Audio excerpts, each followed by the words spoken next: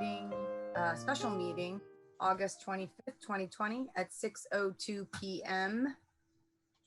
I will first start out with some notes that we have here. This meeting will be conducted pursuant to the provisions of the Governor's Executive Order N-25-20 and N-39-20, which suspends certain requirements of the Brown Act, and pursuant to the order of the Health Officer of San Mateo County dated June 17th, 2020, as this meeting is necessary so that the city can conduct necessary business and is permitted under the orders as an essential governmental function. This meeting is not physically open. The city council members and city staff essential to the meeting will be video and teleconferencing into the meeting. There is no physical location open to the public. The public can observe and participate in the meeting while sheltering at home via the Zoom link provided in the agenda or by phone to the dial-in number and webinar ID provided in the agenda. This meeting may also be observed on local TV channel 26 or online at www.cityofpacifica.org/live stream. For this meeting, we will have public comments on the one agenda item only. For members that are participating by your computer or your smartphone, use the Zoom link, use the raise hand button to indicate that you wish to speak on this one item when we are having those communications. And for those participating by phone, dial *9 or *9 to raise your hand. You will need to know the last 4 digits of your phone number because that is how you will be identified when it is your turn to speak. Once we see how many folks are in attendance, I will designate how many minutes each attendee will get to speak, because we want to make sure that everyone gets an opportunity to speak. And we would like this meeting to go from 6 to 9 p.m. So with that, I won't read through the rules of decorum because I think everyone knows that we are here to be respectful of one another, to listen to one another, no name calling, and please be mindful of your time limit or else we will have to mute you, and I don't like to do that. So with that, I will call to order and have a roll call, please. Councilmember O'Neill.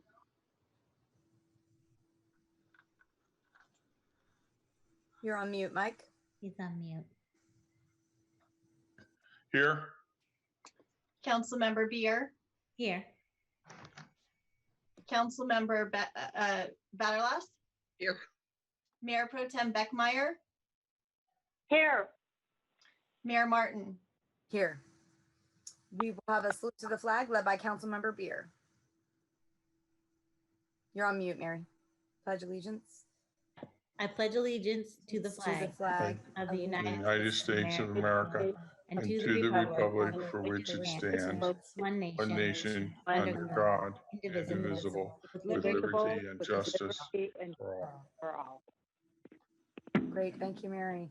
Okay, we have one item on the agenda this evening for consideration is policing in Pacifica. Our proposed action is to accept the report on policing in Pacifica and provide further direction on the recommended short and long-term actions. So with that, I will hand it over to City Manager to do an intro. Yeah, thank you, Mayor Martin and Mayor Pro Tem Beckmeyer and Council members, Kevin Woodhouse, City Manager. We are pleased to have this second session about policing in Pacifica, and I'll make short intro comments and then turn over to Chief Dan Steidel. And also we have Captain Clements at Glasgow with us. Chief Steidel will introduce them as well. But, you know, this is a critical topic right now, and thus why we're warranting, you know, a special meeting separated from the normal council agendas on this. And back on June 17th at the first session, it was really a chance to a listening session to hear input from the community and input from the city council for then us to go off and work on a lot of and process a lot of that input, work on details. And as I indicated back in June 17th, develop a work plan of actions that we think are appropriate for policing in Pacifica organization. And that's what tonight is about. Chief Steidel will have a lengthy presentation, detailed presentation to give. We want to continue the listening and the input that we hear from the community, and then present and get council direction on a set of short and long-term actions that we are recommending. So I really want to thank Dan and his staff for all of the effort that's gone into this, for the council time on this, and particularly the community input on this critical issue. So with that, I'll turn it over to Chief Steidel. Thank you, City Manager Woodhouse. Good evening, Madam Mayor and council members. I'm Dan Steidel, your Chief of Police. Thank you for this opportunity again. It's a pleasure to be able to present to you this very important topic again this evening. Before I start, I'd like to introduce to you my two captains. First, Captain Bill Glasgow. Captain, where'd he go? There he is. Captain Glasgow currently leads and commands our patrol division, which is all of our uniformed personnel. I often talk about the different divisions. I often talk about when it comes to policies and procedures, command staff review. These are the gentlemen that work with me on a day-to-day basis to oversee the good work of the men and women of our department and help me with some of these critical issues as we guide the department and the community forward. Also, I have Captain Chris Clements with me, who oversees the administrative as well as the investigative division. The investigative division is all of our detectives, and the administrative division is all of us, pretty much all of our non-sworn personnel.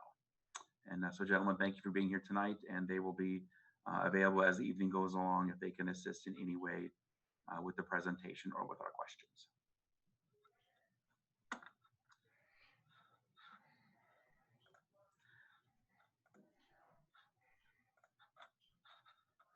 You can see my screen okay there? Yes. Okay.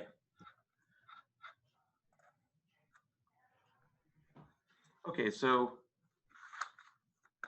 this meeting tonight, this presentation is a follow-up to the June 17, 2020 study session on policing in Pacifica.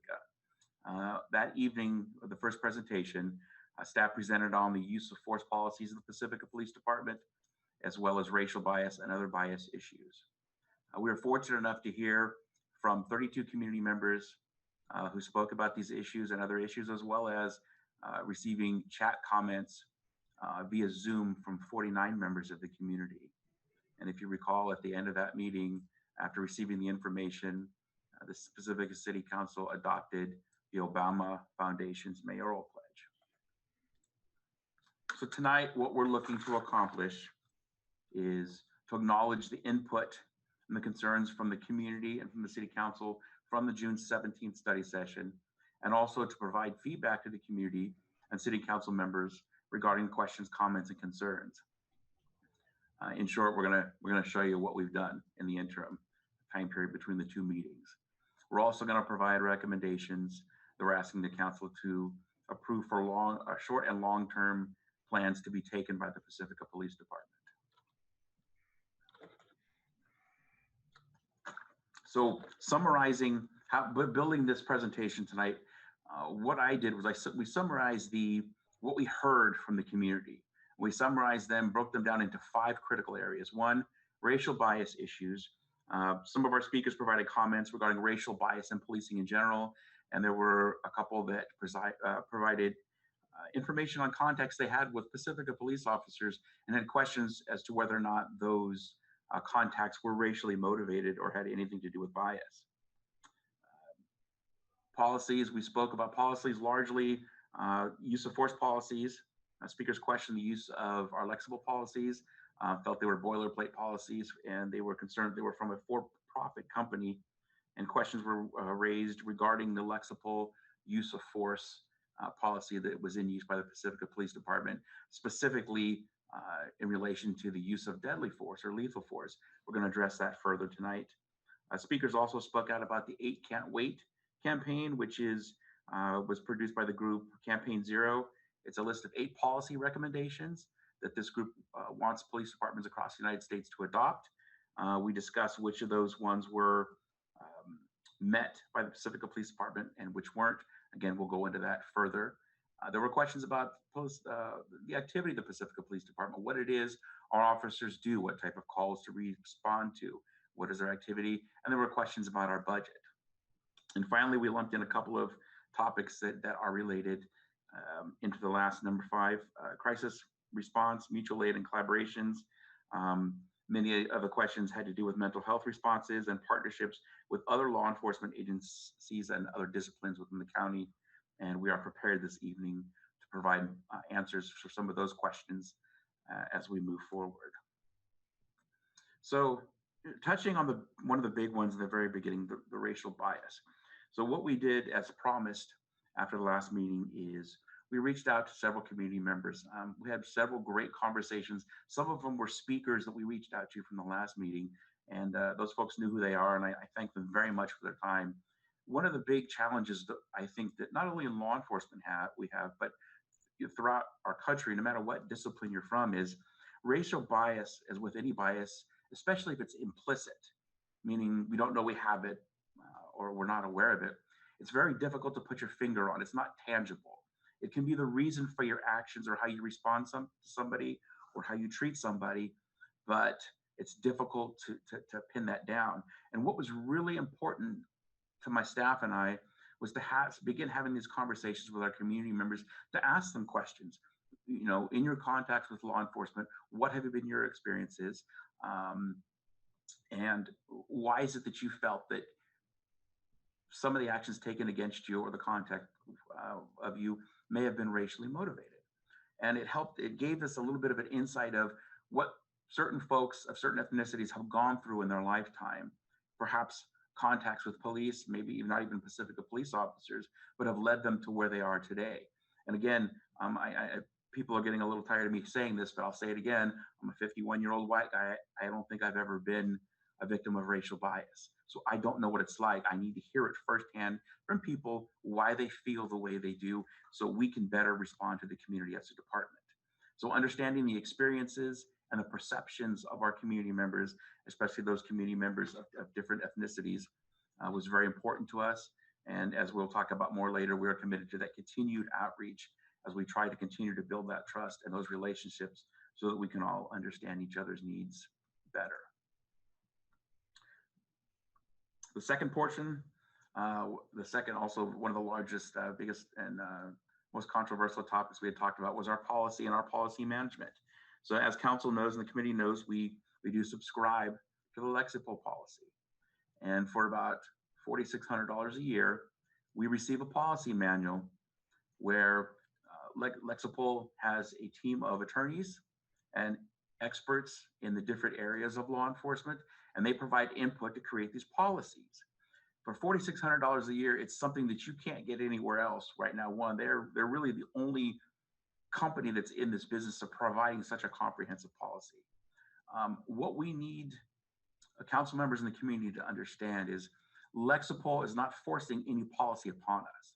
Any policy that's put in print and is put on our website and is distributed to their officers is my responsibility. We're not married to any single policy. When we receive a policy, for example, as we'll talk about later, use of force policies, as we know right now, there are frequent changes coming in use of force policies, and with some current legislation down the road, probably more coming. When we receive the update, we don't immediately distribute it to our officers. Command staff, myself, and the two gentlemen that you met earlier in the presentation, we sit down and we go over it and we compare it with the law and we determine whether or not we agree with the interpretation. And we also want to make sure that we agree with the best practices that are outlined in that policy. Once we do that, we send it to our city attorney's office to make sure that they believe the policy is legally sound. And then, and only then, is it released to our officers and does that at that point become the policy of the Pacifica Police Department.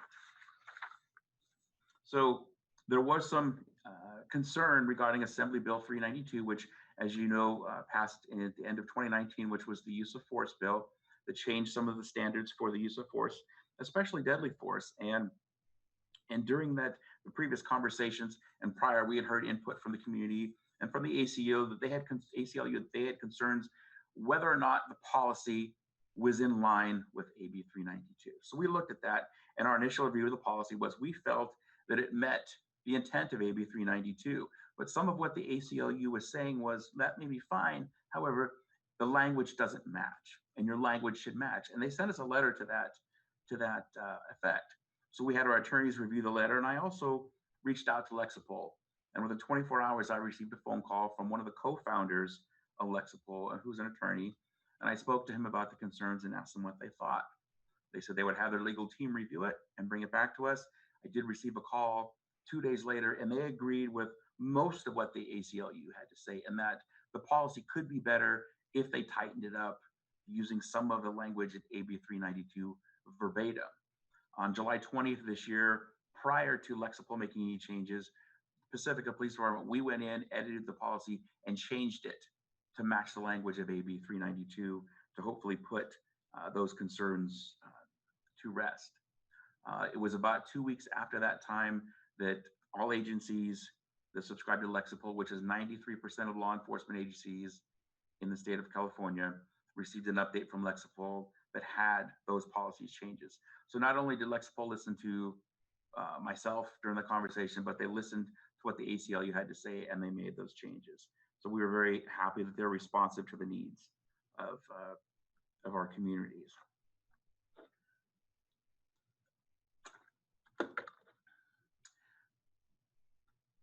One of the things that Lexipol is also working on to implement into the policy is Senate Bill 230. Now, Senate Bill 230 was passed at the same time as Assembly Bill 392. And Assembly Bill 230 requires law enforcement agencies in California to include provisions in their use of force policies and clear guidelines on de-escalation tactics, proportionality of the use of force, alternatives to deadly force, rendering medical aid, and officers' duty to intercede in excessive force situations. It also talks about interacting with vulnerable populations, as well as reporting requirements. Now, if you look at our policy that's online right now and also included as an attachment, we already have most of that in there to some extent, well ahead of SB 230. But the new policy that's going to be coming out is going to have SB 230 language in there. What I want to make clear is that the new language is not going to undo any of the changes that have been made. All of those changes that have been made already are going to remain. And also, the SB 230 also standardized California's law enforcement use of force training to require certain topics, including but not limited to de-escalation, rendering medical aid, and legal standards for the use of force. So the purpose behind this bill, which was pushed by the California Police Chiefs Association, is that the chiefs felt that we needed to get all of our agencies in the state of California on the same page. Our policies on use of force should read nearly identical, as well as our training standards. So we're all doing the same thing to keep a very high standard of training and policy. So the next portion that was talked about numerous times leading up to the first meeting that we had on June 17th was the 8 can't wait. And it was recognized by several community members in looking at our policies that we subscribe to 6 of the 8. So what I'm going to do is just briefly cover the 6 that we do subscribe to and talk about the 2 that we don't and provide input or feedback as to why we don't. First of all, we require officers to de-escalate use of force when possible and de-escalate situations. Prohibit chokeholds and strangleholds. As you recall, prior to our previous meeting, we did, I issued an order to our department that we remove the carotid hold from our use of force policy. Even it's a little different. The terminology they use is a little off. Strangleholds and chokeholds are not the carotid, but the closest thing to what they're talking about is the carotid, and like many agencies are doing now, we removed it. Our policy requires officers to give verbal warning when possible before the use of deadly force, requires officers to exhaust all reasonable alternatives before using deadly force, requires officers to intervene and stop another officer from using, I have a typo there, excuse me for this, but requires officers to intervene to stop another officer from using excessive force, it should read, not deadly force, excessive force, and requires comprehensive reporting of use of force. Now this leads us to the 2 that are not in the Pacifica Police Department policy, the first of which is prohibits shooting at moving vehicles.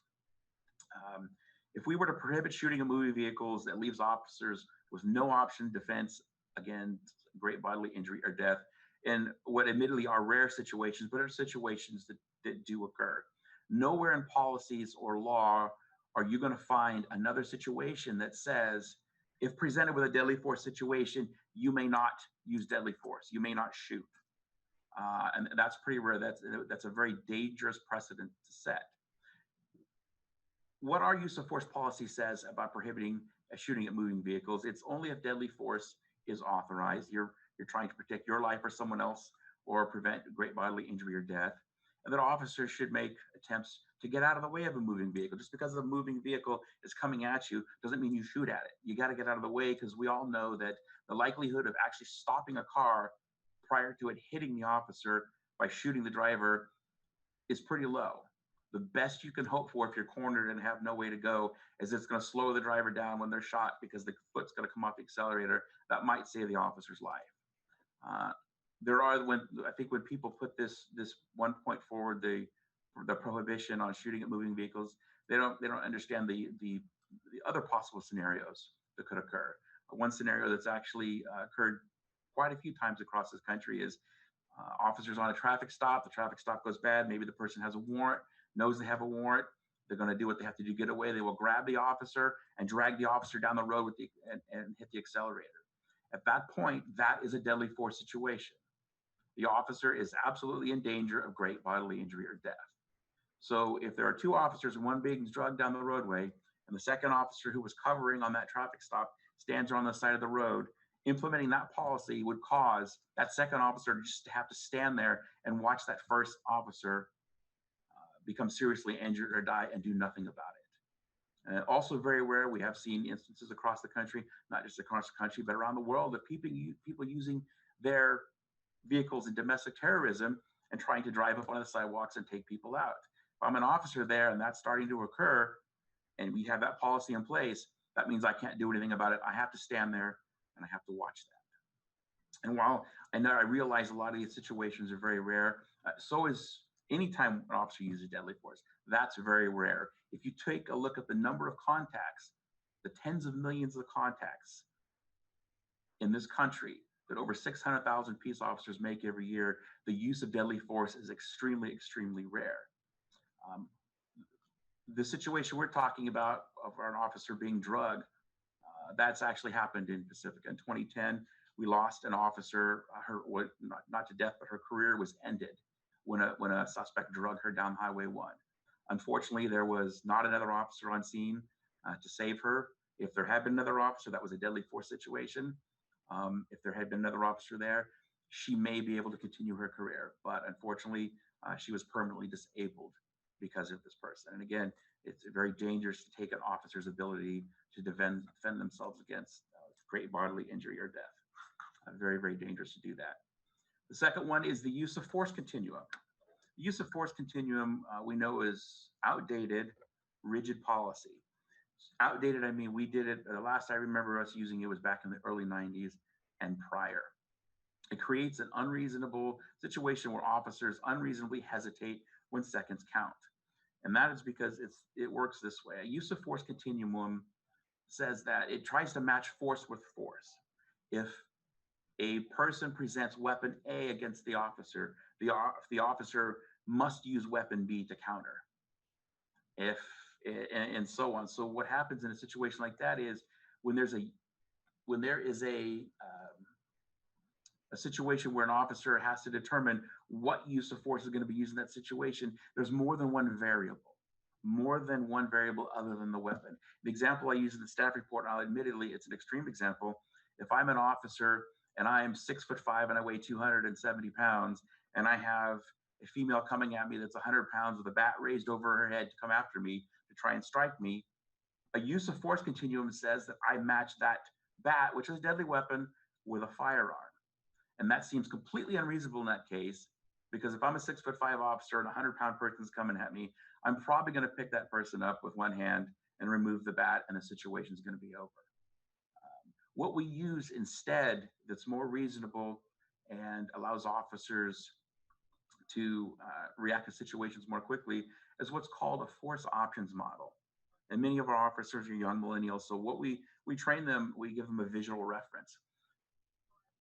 All the things on their tool belt, everything from verbal commands all the way to deadly force is up in the cloud. And as a situation is evolving before you and use of force becomes necessary, you consider our department policy, which is in line with state and federal law, in determining how you may react to that. It has to be a reasonable reaction to it. You reach up into the cloud and you pull that tool out of the cloud that you're going to use.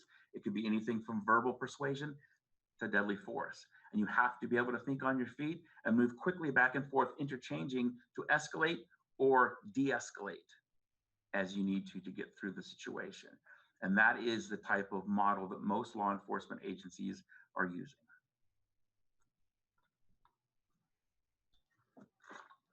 So moving forward into the next area, police department activity.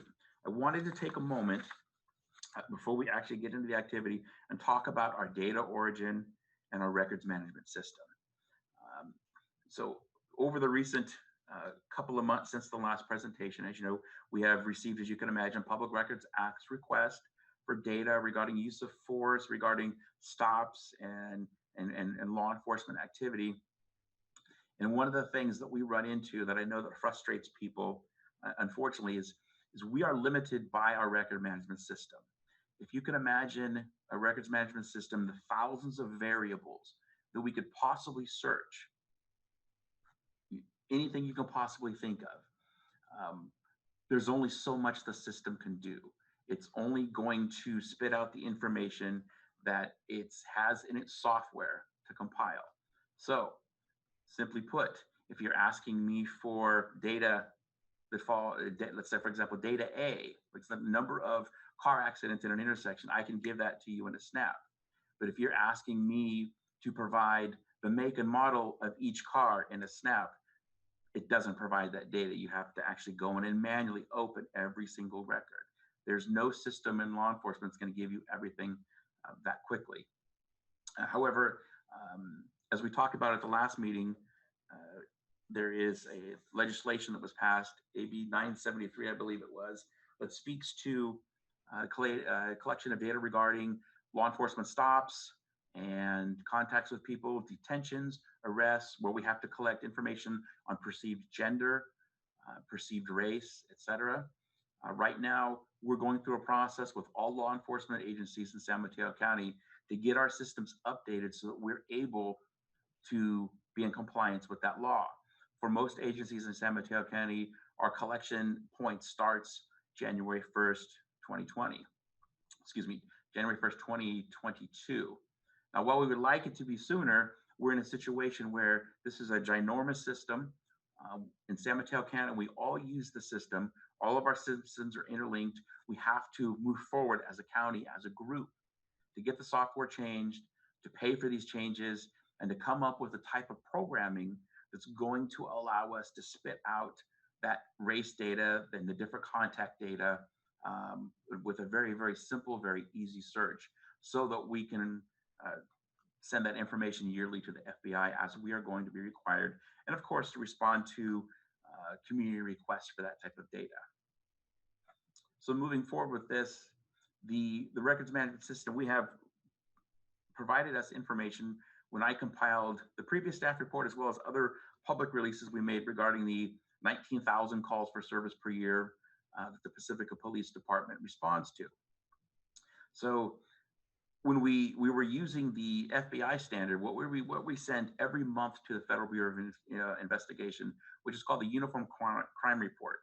And the Uniform Crime Report has certain parameters that search for the types of calls for service, and we spit that out to the FBI.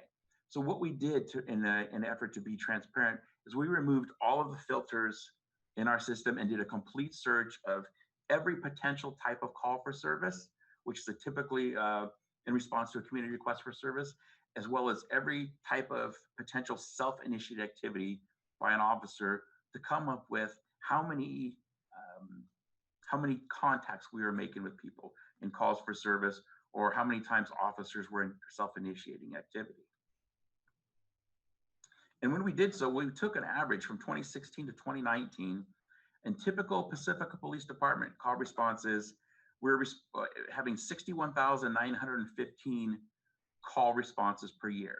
So what I want to clarify is these call responses per year, they are not necessarily police reports or crime reports or incident reports.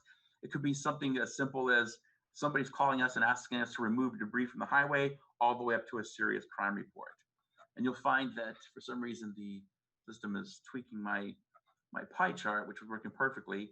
But anyway, the high majority of our calls for service, we put in the other category. There's so many different types. This pie chart would look like a whole bunch of little slices. But the other calls for service can be anything from identity theft, trespassing, public intoxication, civil matters, all your run-of-the-mill type calls every day.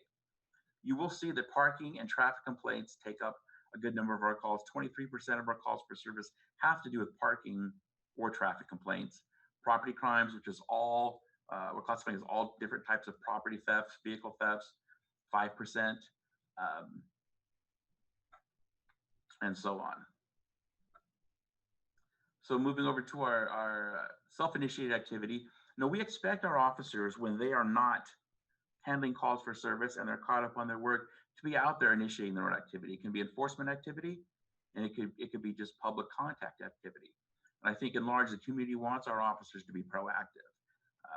It's much better to go out there and prevent crime and prevent traffic collisions than it is to sit back and just wait for the calls for service. So as expected, the high majority of our officers self-initiated activity, which the average for that 4-year period was 38,604 incidents per year, comes by the way of traffic stop. Traffic stop is one of the most common forms of contact from a police officer, but it's not necessarily only traffic enforcement. It could be some sort of criminal enforcement. Anytime the officer is pulling someone over for any reason, would fall into a traffic stop. We also find a pretty good percentage of our self-initiated activity, which we expect from the officers, is foot patrols in shopping centers, school checks, business checks, and bar checks. And the purpose of that type of activity is we want our officers to have a visible presence in the community. Having a visible presence in the community in some of these business areas, we know it helps deter crime, but it also allows the opportunity for the officers to initiate contact with our community members, talk to the kids, talk to the business owners, get to know the people that are living and working in the beat that they work, and not just have that contact when they're being pulled over on a traffic stop or getting a parking ticket, or they're calling us because something's happened and they need our help. We want that one-on-one contact when there's nothing wrong going on and we're just simply building relationships. One of the things that right here is the CARE. That's 2% of our activity. CARE is a program that it's a call type. So for example, if a community member calls in, we get a couple calls saying they're speeding in the 1100 block of Odstad Boulevard, and we think it's getting out of control. We want the department to look into it. We'll put out information to the troops, and we'll ask the troops, we want you to go out there and take a look at the speeding issues in that area for the next 30 days, every shift, and document your activity in our records management system under the CARE call type. So the community member calls me back a month later and says, hey, Chief, how did it go? What did you see in our neighborhood? I can run a search of this CARE and tell that community member, hey, well, we were out there 53 times over the month. We issued 10 citations, and this is what we did. So it's a way for us to follow up and keep track of some of the issues going on that people are concerned about in the community.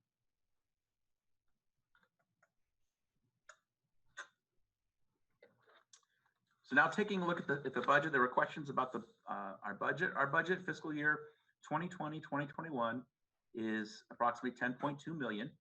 And as expected, public safety consumes a large portion of any city's budget, as we are a 24/7 operation. We always have people staffed on the street.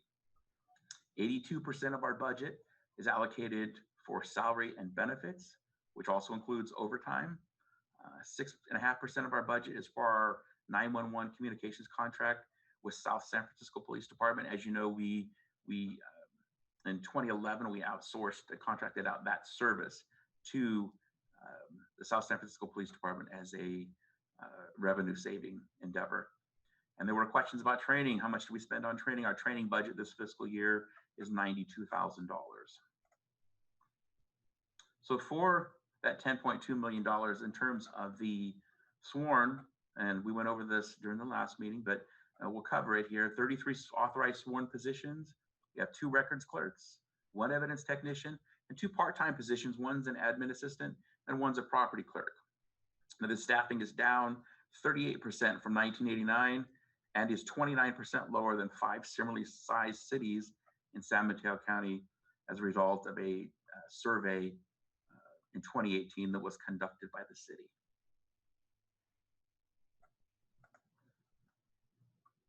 And as we move into the elements of the final points here, the crisis response.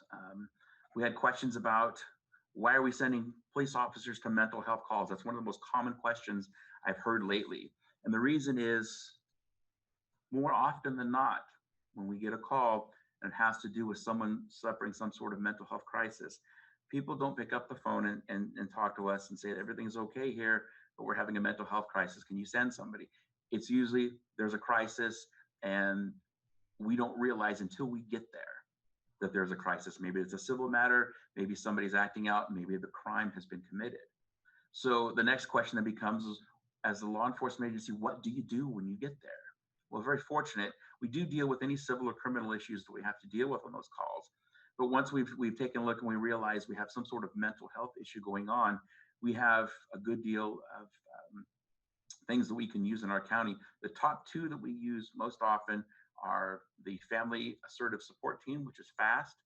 That's a program which we can connect people with mental health issues and needs, as well as their family members, through the Behavioral Health and Recovery Services of San Mateo County to get them the help they need. And that can be something that's on a follow-up basis or something that's more urgent if somebody needs assistance immediately, but is maybe short of a 5150 or mental health hold.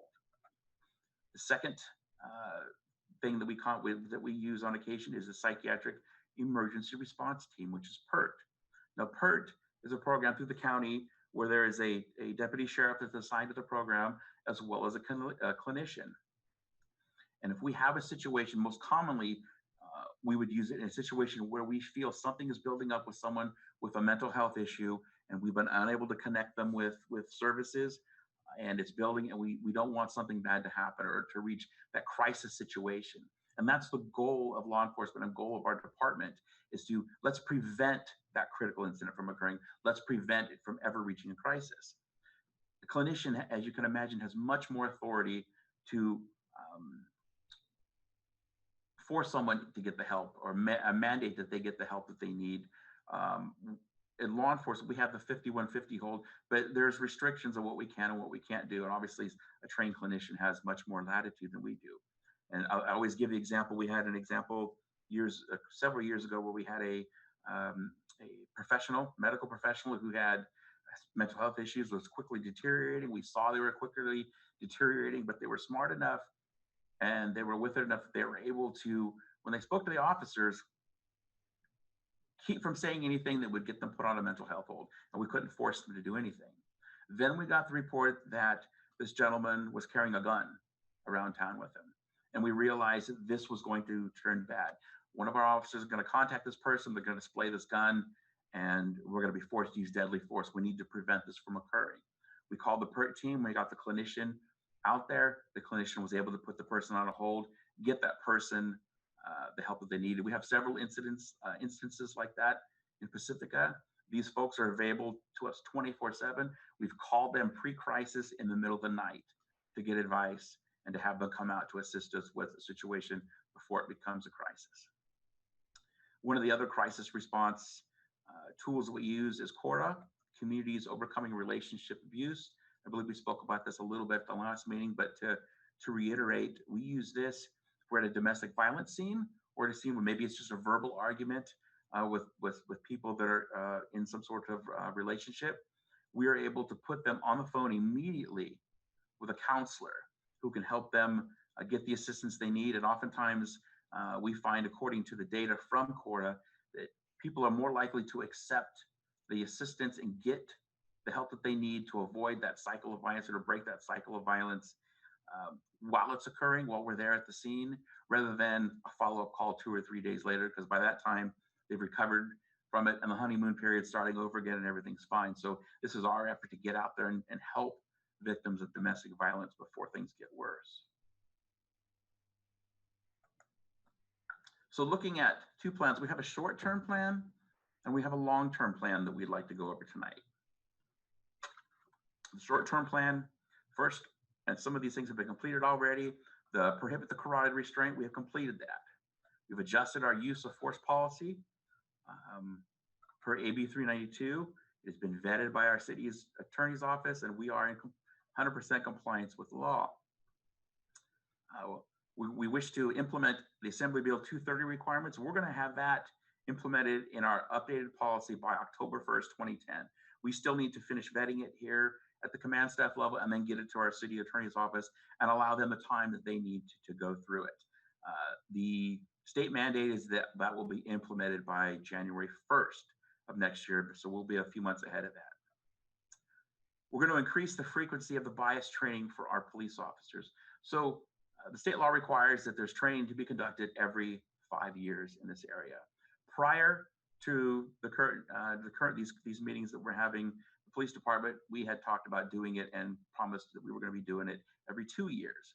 But given what's going on in our nation and given what the concerns of the community are, we have made the decision that we are going to be doing that training every year. It'll give us the opportunity to utilize different vendors or different presenters to get different types of bias training such that it doesn't become stale and our officers actually are able to get something useful out of the training that they can take with them as they're working their shifts. So we had our previous training last April 2020, so we will be doing that training again no later than April 2021. And a common theme that you're going to see, you've seen already tonight, and it's going to be on both short-term and long-term plans, is our community outreach and discussion, which is in progress.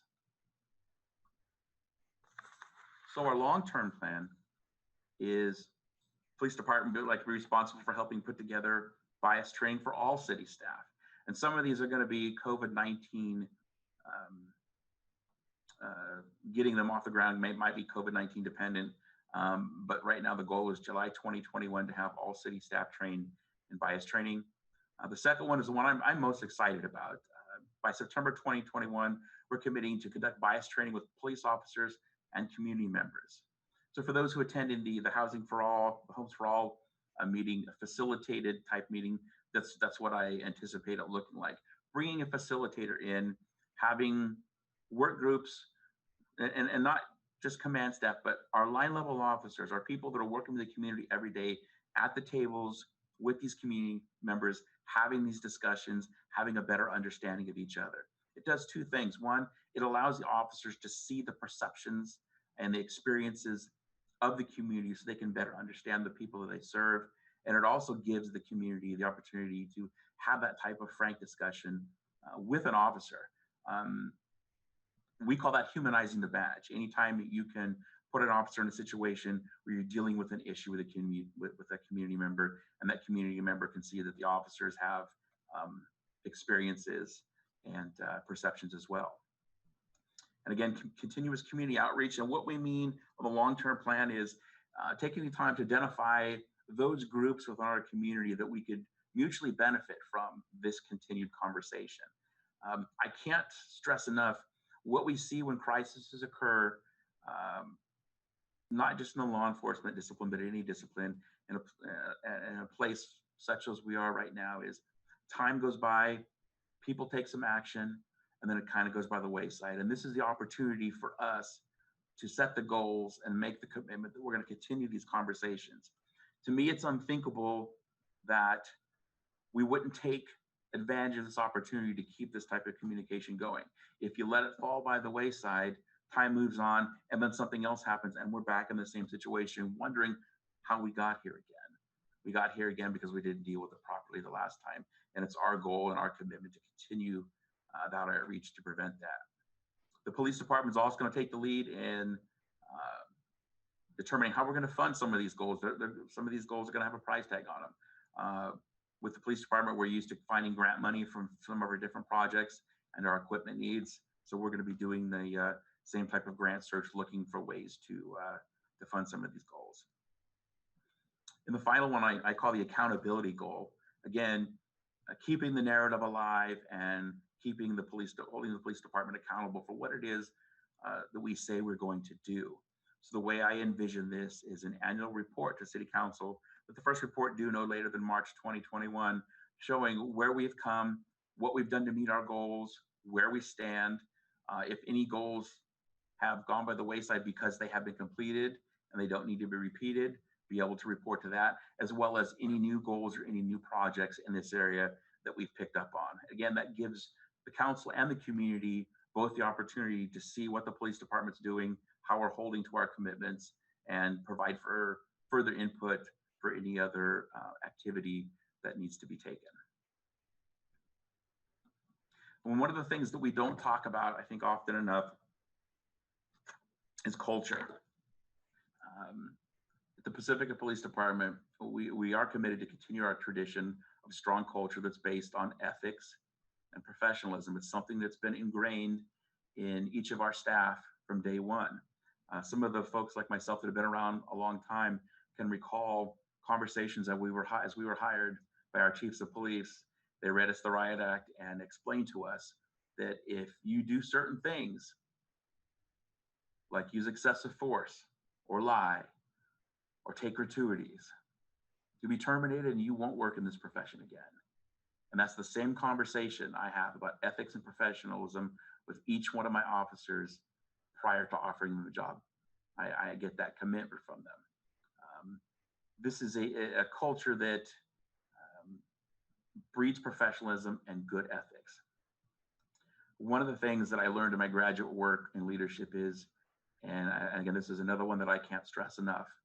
We've talked for a couple of meetings now. We've had many conversations, and I've had many emails and phone calls with community members and council members and the city manager and my staff about policies. We can have the most ironclad policies in law enforcement. We can have the best policies at the Pacifica Police Department in this country, but those policies don't mean a thing if you don't have good culture. And as they say, culture eats policies for breakfast. And then we firmly believe that here at the Pacifica Police Department. You must have the culture that supports those policies and the people that will do the right thing. And we continue to commit to that. So if you recall, reviewing the Obama Foundation's Mayor's Pledge, which our City Council adopted at the last meeting, the Obama's Pledge, we committed that we were going to be reviewing our use of force policies. We would be engaging our community by including a diverse range of input, experiences, and stories in this review, that would report findings back of the review to the community and seek feedback and reform, if needed, police use of force policies. So tonight, in conclusion, this represents the second opportunity for community and City Council to review law enforcement use of force policies for the Pacifica Police Department. Staff has responded to and amended policies. The city manager at this time is seeking council direction on long-term and short-term recommendations that were presented. And at this time, both myself and the city manager recommend no further changes to our use of force policies beyond those that have already been implemented and those that I spoke of that are underway.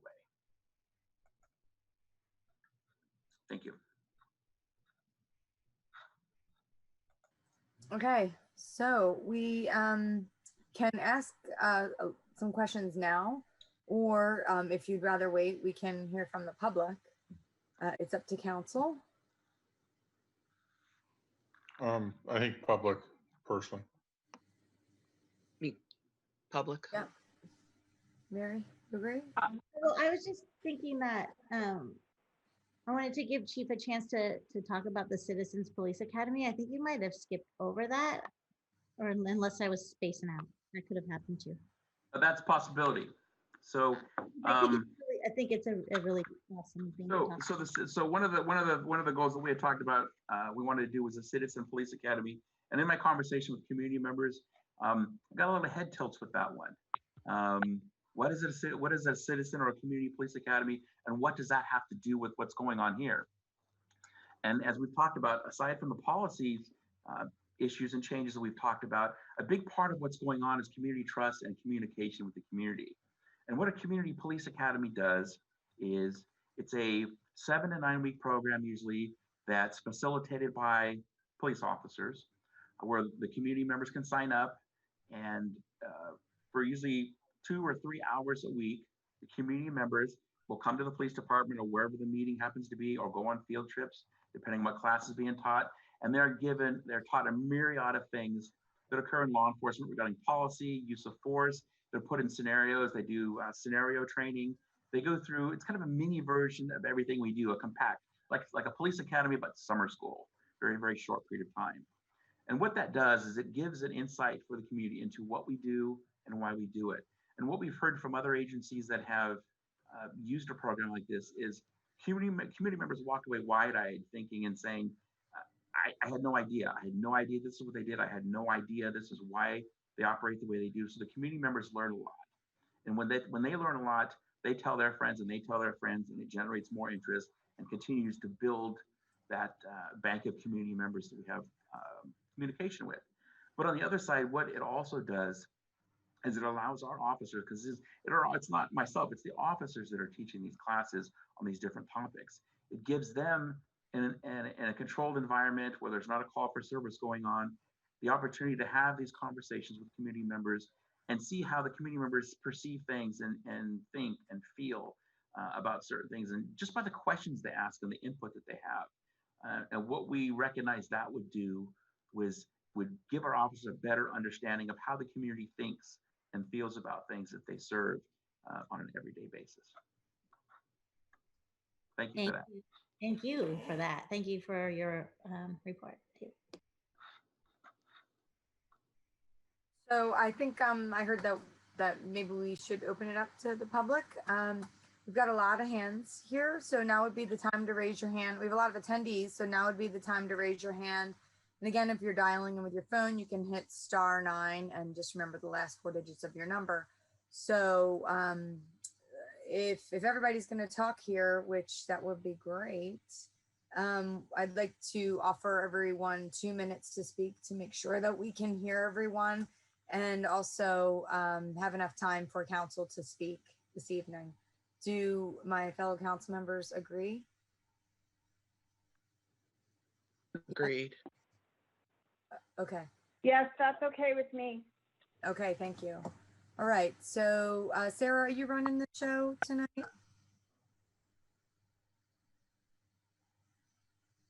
I am. Okay. I just needed to find my control while I was sharing my screen. Okay, great. Again, now is the time to raise your hand, and sort of a first come, first serve basis. So get that hand up, please. So I will call folks in order and try to give a few names on deck. If for those folks that may be calling in, I will call by the last 4 digits of the phone number, and please state your full name when you begin your comments, and I will start the timer. The first commenter I have is Julie Starobin, followed by Carolyn Jaramillo, and then Steve Franks.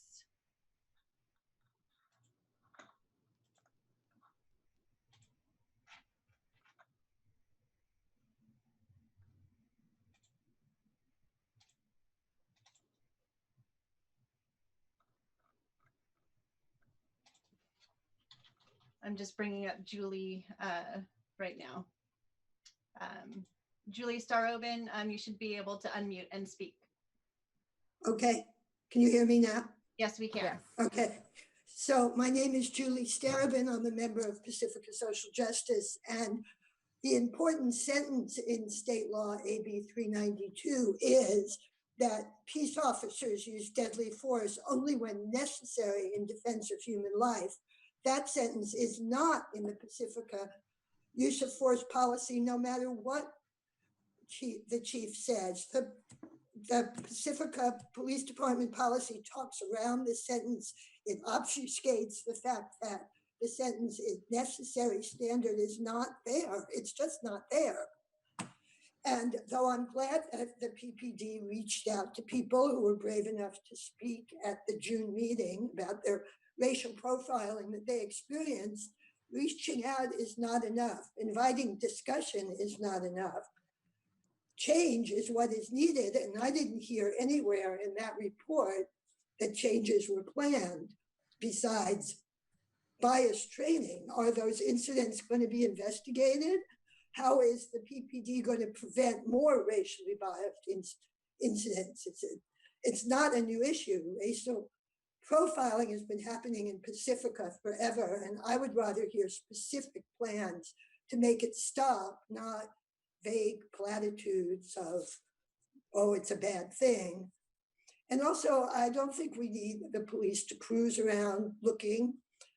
They just need to respond. I'm asking the council to reject this report and ask for real changes. I'd like less money to go to the police and more to organizations that can respond to calls without the use of guns and other military equipment like tear gas. I really want the council to reject this report and have real changes happen, not just words. Thank you. Next, we'll have Carolyn Jaramillo.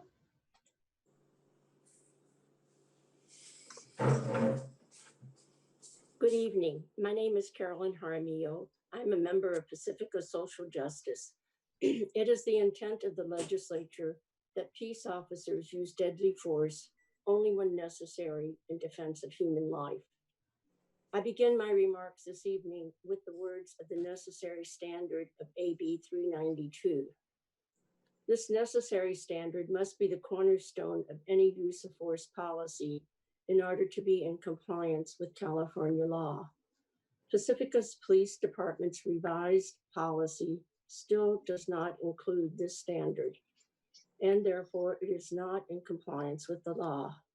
For this reason, I ask you not to accept the police report submitted for your approval.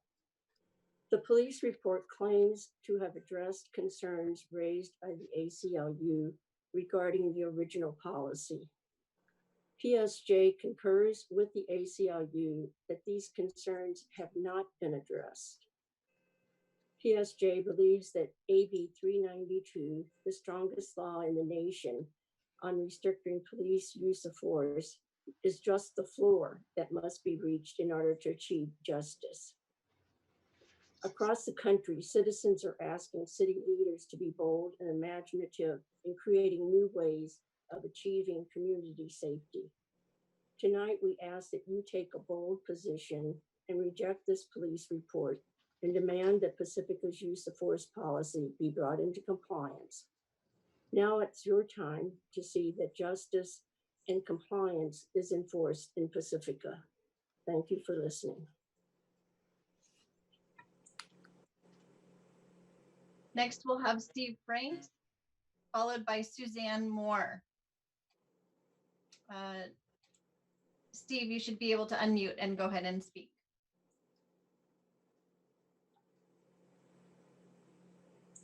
This is Stephen Franks. I've been a resident of this town for 54 years. I think the police force has done an amazing job from when I was a child until now. I would like to change the subject and ask when we can open up some businesses that have been closed down for so long. You know, these are my best friends, and their livelihoods are going down the drain, and it kills me. We need to figure out how we can open our whole town safely. And again, I'm sorry to change the subject from the police force. They're doing an amazing job, so we don't need to talk about that. We need to talk about opening businesses. I have so many friends that have businesses in this town that are shut down, and they're in dire need of funds. And I just would like, I don't know, let's try and open our town up. Okay, that's all I have to say. Thank you.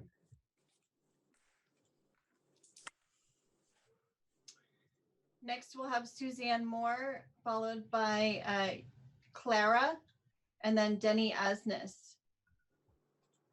Suzanne Moore, you should be able to unmute and speak. Thanks, Sarah. And Steve, I appreciate your remarks too. Suzanne Moore from Pacifica Social Justice. I appreciate the work of city staff in creating the summary report. I understand a major goal is to facilitate community discussion to better understand each other and increase trust, to utilize identified best practices, and to identify short and long-term goals to move forward. But inherent in this process is respect of the power of words. An example of the power of words centers around AB 392 and Pacifica's use of force policy. As others have mentioned this evening, the recently amended local policy, according to ACLU, is still non-compliant. It does not contain that key phrase, the use of deadly force only when necessary in defense of human life. Unless that is a part of Pacifica's policy, it does not reflect the intent of our legislators. Another example of wording importance is how staff describes the use of force continuum. Staff describes it as a concept in which a certain resistance is met with a certain force. For me, this concept is that the level of offense decides the appropriate tactic. So that selling illegal cigarettes or falling asleep at a fast food restaurant or being suspected of using a counterfeit bill should never, ever result in deadly use of force. If we are to discuss best practices, and certainly we want to look at other communities and their best practices. San Francisco has banned both use of tasers and shooting at and from moving vehicles. They decided that the risk of these tactics outweighed the benefits. And there are many recent events to support their decision, including the death here in the peninsula of Chinadu Akobe, who died after multiple taser events for jaywalking. Here are some short-term goals. Consider to meet with the ACLU and bring Pacifica's use of force policy into compliance. Study the San Francisco use of force and adopt their taser and moving vehicle bans. Thank you.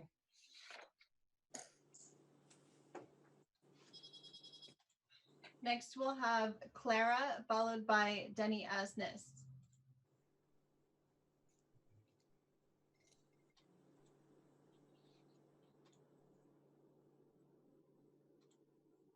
Clara, you should be able to unmute and speak.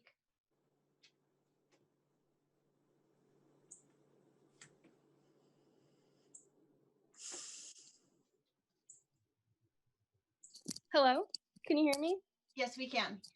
Okay, awesome. My name is Clara Davis. I'm a resident for District 1 in Pacifica. And I would just first like to say that I also agree with the people who have spoken before about the compliance of necessary force sentence that needs to be included. I also think that that this entire report should be rejected. These reforms are laughable at best. I don't think that they do anything or address any of the concerns of the community who spoke out at our last meeting. The idea of having a citizens academy for a citizens police academy where the police would be getting more money. No one asked for that. Nobody wants that. I certainly don't want more policing going on. The reforms, having a racial, bias training once a year is not even enough.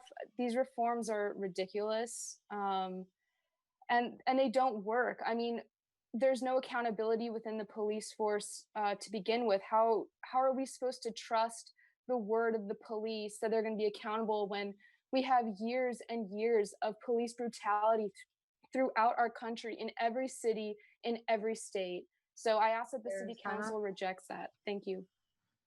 Thanks, Sarah. Next, I have Denny Asnes.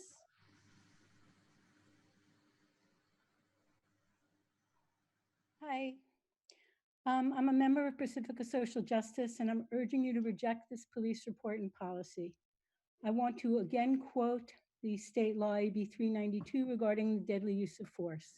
As set forth below, it is the intent of the legislature that peace officers use deadly force only when necessary in defense of human life. Contrary to the misstatements of the Pacifica Police Department, the Pacifica policy is not word for word like they say with the language in AB 392, since it's missing that critical sentence I just read.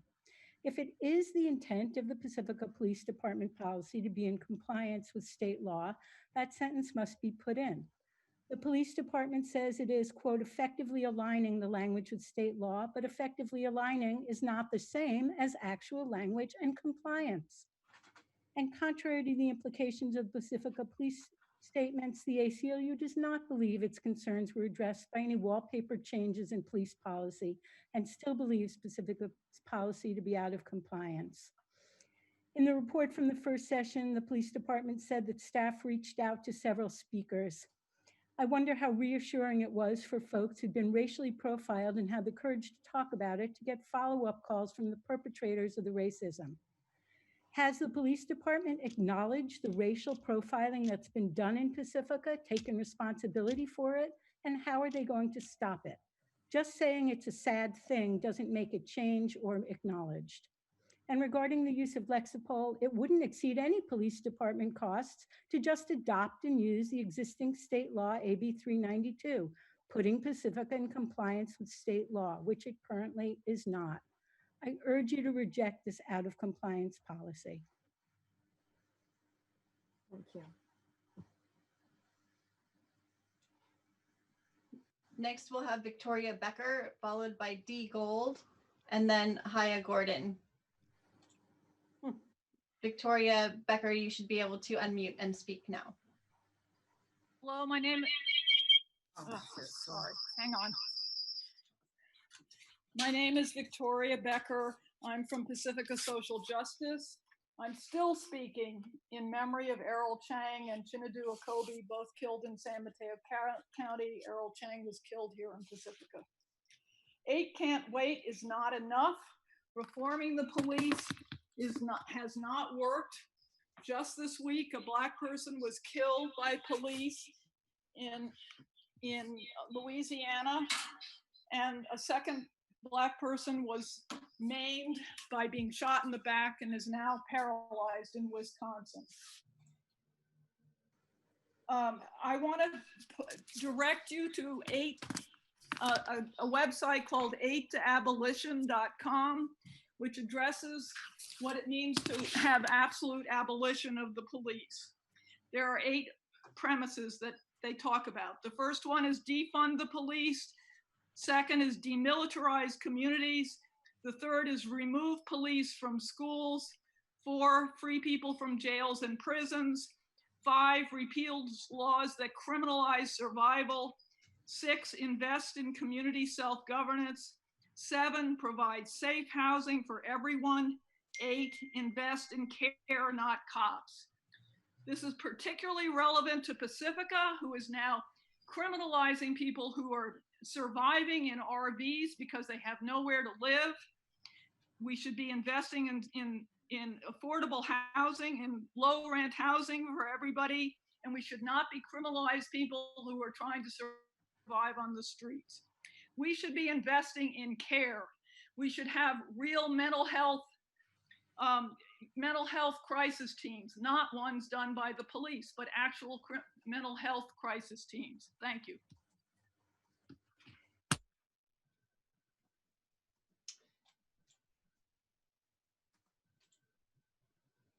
Next, we'll have D. Gold. Hi, my name is Deej Gold. Can you hear me? Yes, we can hear you. Thanks. I am also from Pacifica Social Justice, and I also speak today in memory and honor of Errol Chang, Chinadu Okobi, and all the other victims of police violence and racial profiling in our communities. I also speak in support of actually incorporating the necessary standard into the police use of force policy. The police system, including the Pacifica police system, arose from and is a part of a system that was developed to keep people enslaved. This system was further refined to keep workers from fighting for their rights and as a way to enforce dominant culture on rebel communities. I was appalled to read in the report that the police had reached out to the people who complained about racial profiling and gotten more interaction with them. I would love to see that protocol and see who approved that protocol. I don't see the police as the appropriate agency to lead our community discussion about bias. I want our community to undertake the work of developing a new way to approach community safety that doesn't rely on armed police who wear uniforms to distinguish themselves from the rest of us. Your report misrepresented what the ACLU had said about the use of force policy, and I think for that reason that report should be rejected. But mostly I think the report should be rejected because as a community, we need to undertake a process of figuring out how we want to do community safety from a different perspective, from a new and better and different perspective. Thank you.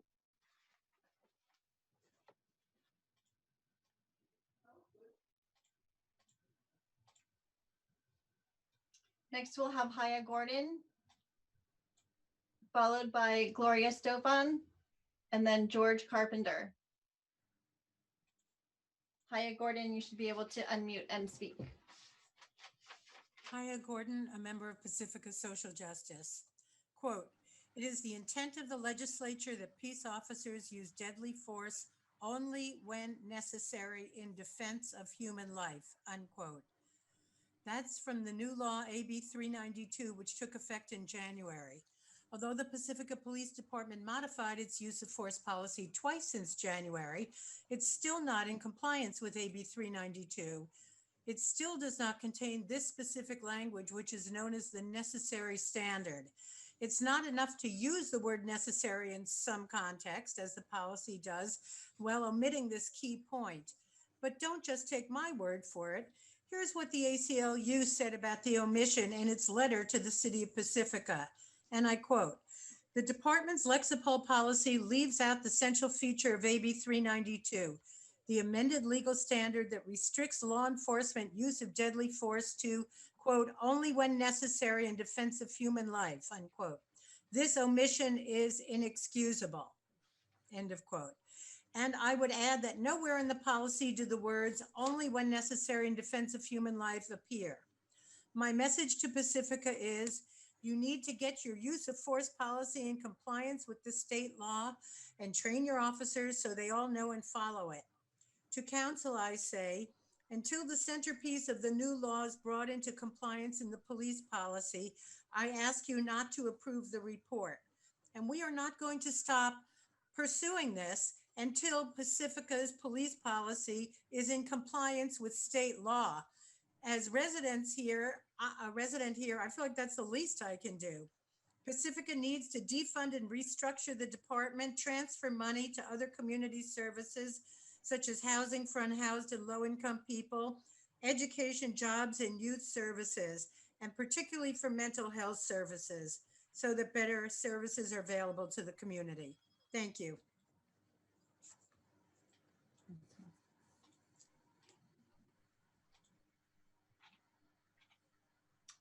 Next, we have Gloria Stofan, followed by George Carpenter. Good evening. My name's Gloria Stofan, member of Pacifica Progressive Alliance and Faith in Action Bay Area. First of all, I do appreciate what the police here in Pacifica are doing. And I also appreciate this follow-up to the last special meeting. Wasn't sure if this was ever going to happen, but it's happening. I like the idea of bias training with the community. That is something that I've never heard before, and I'm glad it's coming out. My concern are about the police training, and it's good to have diversity training, yes, once a year, but I feel it's important to have it more often, like if not once a week, at least once a month. This is important, and not only for the full-time officers, but also for the reserve officers.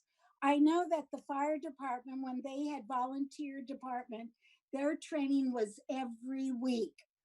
Also, it's better if it would be nice, or it would be better to do outreach to get minority officers. I'm not sure about this AB 392, only that I feel that the wording needs to be changed, and to make sure that we're talking about necessary. It seems like that's the word that needs to be changed. Thank you.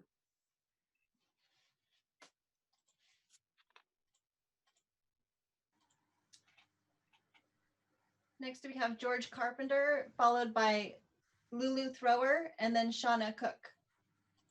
George Carpenter, you should be able to unmute and speak. Hi, can you hear me? Yes. Good evening. My name is George Carpenter. I'm a constituent in District 1 and a member of Pacifica Social Justice. After the jury session, 32 clubs described in detail the degree in which Pacifica PD harassed, color, humiliated school children, and contributed to the death of Errol Chang. Chief Staff's response to the collective hour is inadequate and does not speak to the change people want to see. Chief Staff claims that Pacifica PD's in response to the 8 can't wait. Our history tells us that there are dishonest police You're reports, coming little across very accountability broken within up, police departments, George. lack of understanding of the law officers are required to enforce. Police are agents of maintaining order, bending the law to justify their wrongdoings after the fact. For an example, when Eric Gardner was choked to death, chokeholds were already banned in the state of New York. Regarding racial bias training, implicit and explicit biases remain after targeted training, with researchers finding no impact on racial disparities in traffic stops, which encompass. I think we lost them. And hey, Mayor Martin, can we ask that he sends in his written statement? Because I would really like to hear it. Yeah. Possible? If he joins back, maybe we can give him Yeah, chance. George, it looks like you've just used 1 minute before you were cut off. So we can, for the mayor. I don't see him back on the join list, so if he joins back, let's give him another shot. Okay, we'll do. Next, we have Lulu Thrower, followed by Shauna Cook. I've allowed. Hi, my name is Lulu Thrower. I'm a resident of Pacifica. I, to be honest, was surprised that we're having the second meeting, and I want to thank council and our police chief for putting it together.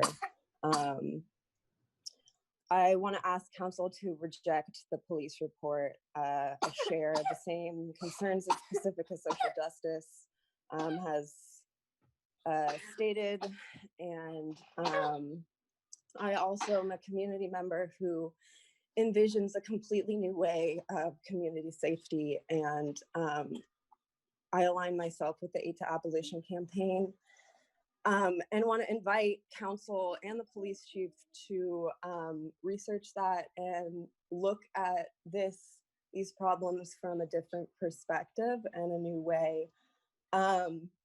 I'm horrified that one of the solutions was the creation of a Citizens Academy.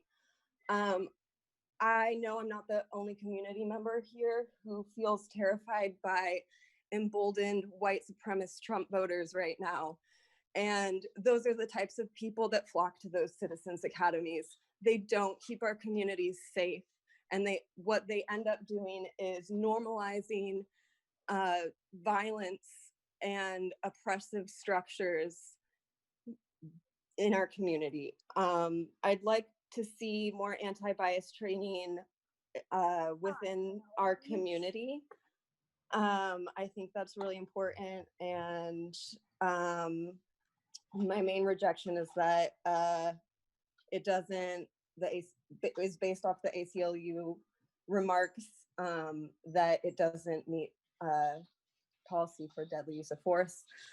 And I'm still very concerned about the Lexapro policy. It's flawed, cheap, and poor policy. And we should radically redistribute funds within our police department. We increase the budget. Thank you.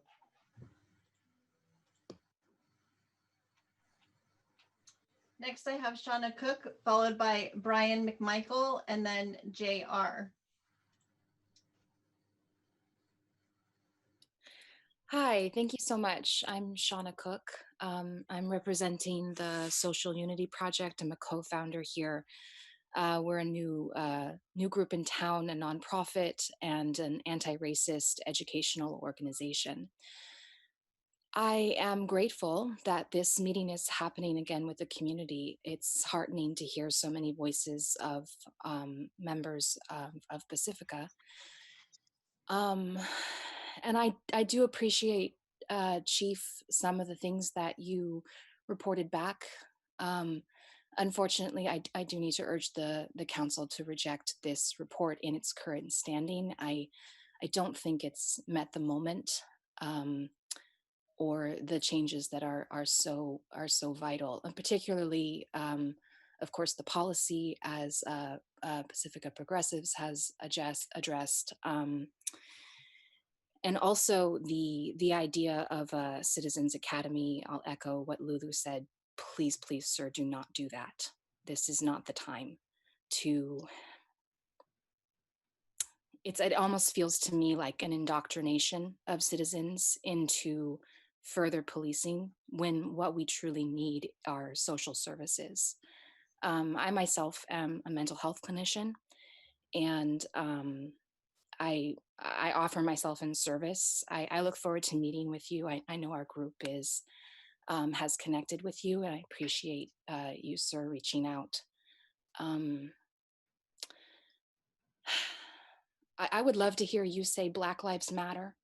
I would love to hear you, sir, say an acknowledgement that there are officers in our force that do in fact hold prejudice, and we are a reflection, as you said, of the culture. And just look around town on how many pre-Civil War flags are currently flying. So thank you. Thank you, Shauna. Next, we'll have Brian McMichael, followed by JR, and then Corrine Robinson. Brian McMichael, you can unmute. Hi, thanks for taking my time, being able to speak here. I just actually wanted to voice my support for the police. I know there's been a lot of callers who have kind of had a coordinated response here to repeat the same message, but I'd urge the council not to just go off of numbers. There's a number of people who are frankly, maybe they look like the police chief there. They're middle-aged and white, and they don't want to be accused of racism for standing up for the police. But at the end of the day, I do want the police proactively patrolling. I do want that visible deterrent. I don't want any funds taken away from the police, particularly not given to people in RVs. I couldn't think of a worse use of my tax dollars. And then also, I guess I'll just leave it at that. I didn't read the report, so I can't comment on that. I just hope all the other speakers telling you to reject it also read it from cover to cover. I didn't, so I can't speak to that. Thank you. Yeah. Next, we'll have JR, followed by Corinne Robinson. JR, you can go ahead and unmute and speak. Hi there, can you hear me? Yes. Excellent. So my name is Jay, and I agree that there's some key components missing from the new policy, but the 8 can wait was never good enough for the people or for the police departments. And in light of what I even saw recently occurring with all the videos between police interactions on what should be basic stops, it doesn't seem like these rules of engagements are really working out, or that they could just simply be amended. I know that's a bigger discussion to have, but I think it's definitely something that should be looked at, because 8 can wait is not sufficient. Additionally, I feel that police officers should be receiving ongoing defensive tactics training. I know it does take place, but I'm talking in terms of more frequency, in addition to those bias training that the chief spoke about. And I know that if community members could participate in the hiring process of incoming officers, we could diversify it a bit more. And if that's even an option, I'd like to see that be considered, as well as if budgeting, if the community could participate in the budgeting process of what takes place within the police departments, and even outside of that, I would like to see that happen as well.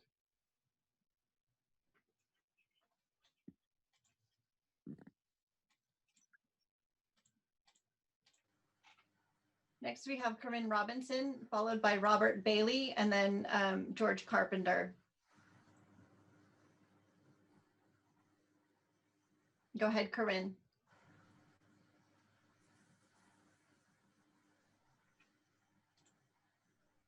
Okay, try again, Corinne. Okay, can you hear me? Yes. Hi, I'm Corinne Robinson, local residents for the past 7-8 years. I just want to say that I do appreciate the Pacifica Police Department on a lot of the help they do give in the community, but I also want to reject the proposal that is given to you guys. I think that a lot more can be done for all citizens. We just really need to start looking at how we approach people and things in a different light. You know, all of us can't just go around of our jobs and react in certain ways. We need to have appropriate training and discussions and education on how to handle people with mental situations and just overall life. You need to be able to read a person on how the whole situation is going on. And I just want to thank you guys. That's all. I'm done. Thank you.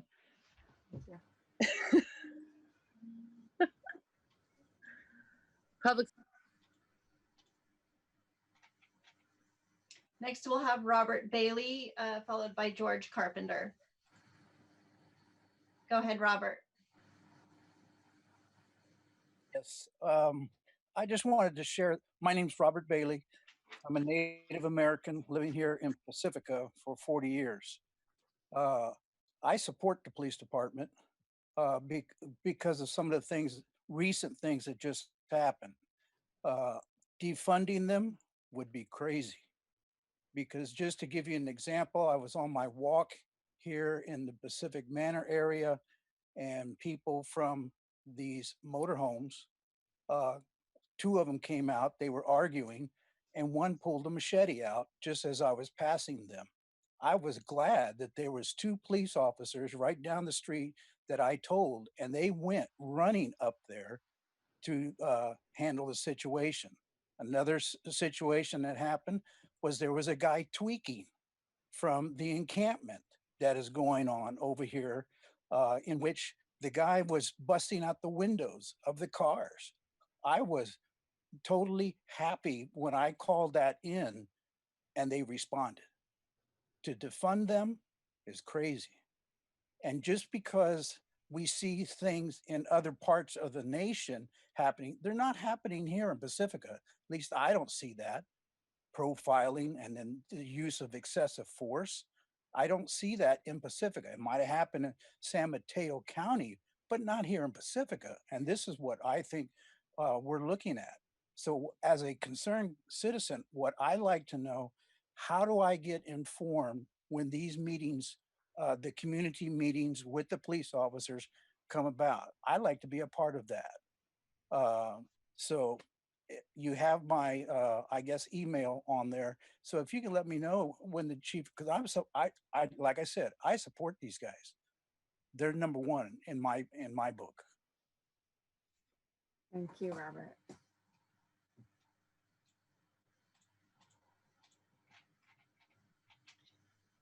Next, we have George Carpenter.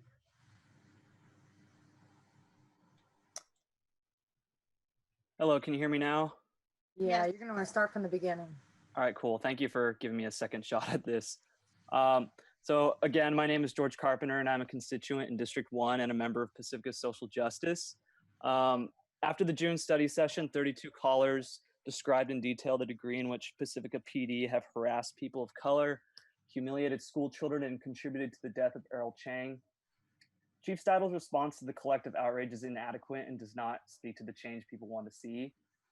He claims that Pacifica PD is in compliance with the 8 can't wait reforms. However, history tells us that there are dishonest police reports, little accountability within police departments, and a lack of understanding for the laws officers are required to enforce. Police are agents of maintaining order, bending the law to justify their wrongdoings after the fact. For an example, when Eric Gardner was choked to death, chokeholds were already banned in the state of New York. Regarding racial bias training, implicit and explicit biases remain after targeted training, with researchers finding no impact on racial disparities in traffic stops, which, by the way, encompasses 49% of officer-initiated activity in Pacifica. So based off this report, the responsibilities of the Pacifica PD are pretty widespread. Types of calls range from parking complaints, vandalism, civil matters, to issues involving houseless people and juveniles.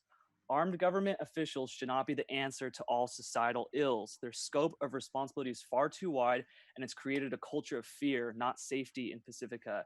Instead of wasting $8 million on officers' salaries and benefits, City Council must reimagine a new model for community safety.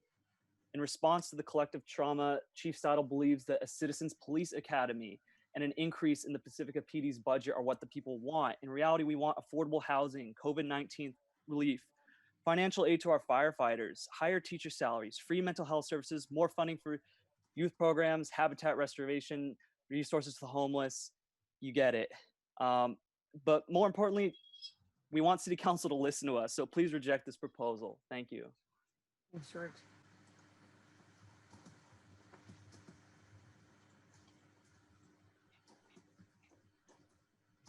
All right, I just have one additional hand raised, Anthony McHugh. I will allow to comment, and if any others, please raise your hands now if you'd like to comment. Anthony McHugh can go ahead.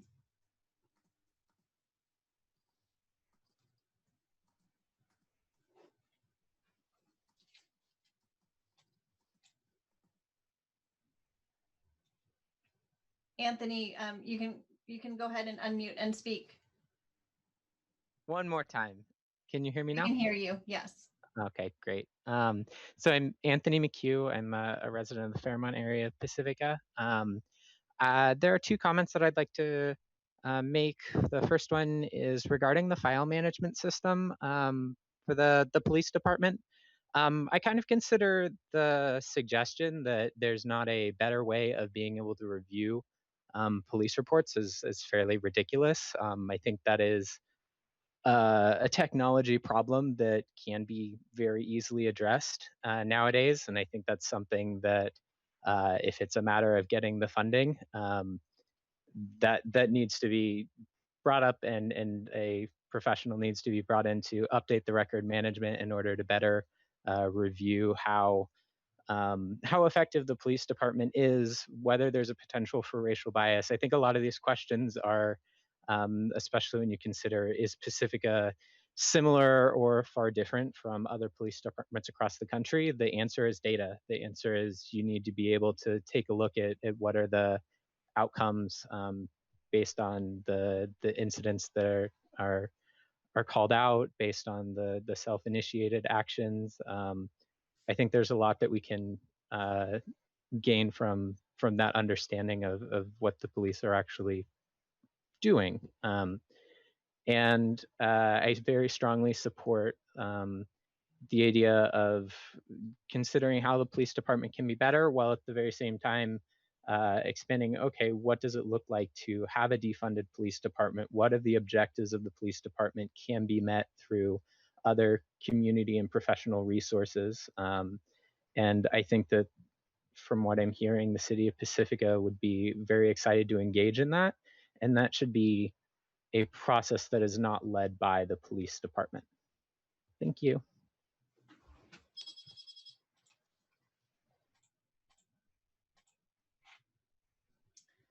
Okay, I have hands raised by Meg Lamont, followed by Yomi Agunbiade. Meg Lamont can go ahead and speak.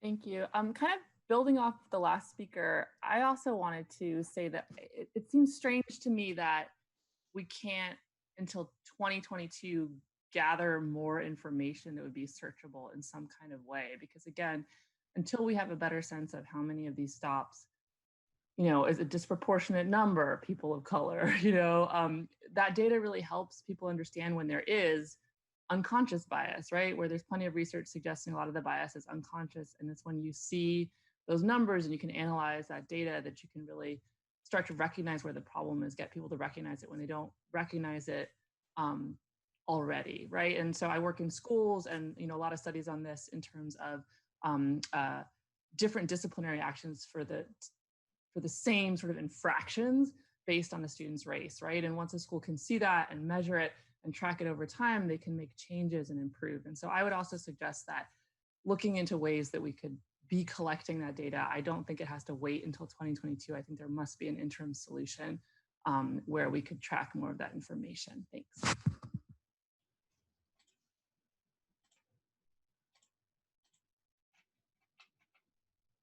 Next, the last hand I see raised is Yomi Agumbayade. For those that wish to speak, please raise your hands now. Go ahead, Yomi. Hi, can you hear me? Yes. Hi, my name is Yomi Agumbayade, and I've lived in Pacifica for about 25 years or so. And I just want to say, first of all, I just want to thank both the City Council and all of the people that have spent a whole heck of a lot more time than I have to really focus on this issue. I want to urge the City Council to specifically ask a question of the police chief, which I think should be easily answered. So many voices tonight have said that the policy, the use of force policy, doesn't meet the law, right? That's something that the police chief should be able to answer to the members of the public very clearly, because these are two documents that are written. I know it sounds like people have spent their time and that they have come and they might be sounding like they're saying the same thing, but it's really important that that question gets answered, and it's one that can be answered and not just glossed over. So I do really hope that that gets done tonight, instead of sometimes it happens in these meetings where people's questions specifically do not get answered. And even though there are many people that ask the same question or say the same thing, they're often just set aside and city councils don't actually dig in. This is your opportunity to have the police chief simply say, here are the sentences or the words in our policy that demonstrates that what people think is incorrect. And if it's not there, then the people are correct. Then you, the council, have to make a decision about what should go forward. And I do really hope that everybody in Pacifica can come and can speak, and that nobody, as somebody else said earlier, are afraid to come out and say their piece, because that's how democracy works. So thank you.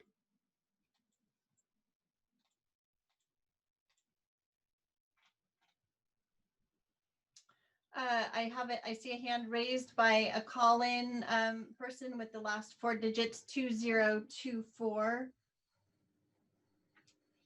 I will go ahead and allow to speak now.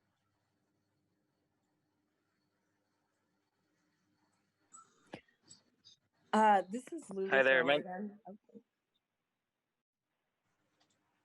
2024. 2024. Yeah, this is 2024. My name is Taylor Algren. I've recently moved to Pacifica just a month ago to Sharp Park, and I'm really happy that this conversation is happening here in Pacifica. I moved from San Francisco and spent a lot of time interacting at Police Commission with Chief Scott in San Francisco. And I really want to encourage the council to reject this report and pair up with some other chiefs in the Bay Area that are leading the way in police reform, and really dig into the issues here in Pacifica with a lens of some of the great leaders, some of the other leaders in police reform in the Bay Area. Chief here in Pacifica says he's a 52-year-old white guy and admits that he has blind spots. So, take Chief Scott, a black man, who has a different perspective, and get some feedback on the report, and come back for another meeting in a month or two. Please reject the report. the report, Council. Thank you. Thank you. So unfortunately, if you're raising your hand again, we can only accept an oral communication from you once. If you'd like to follow up with an email, you can send it to City Clerk and she'll make sure that we get it.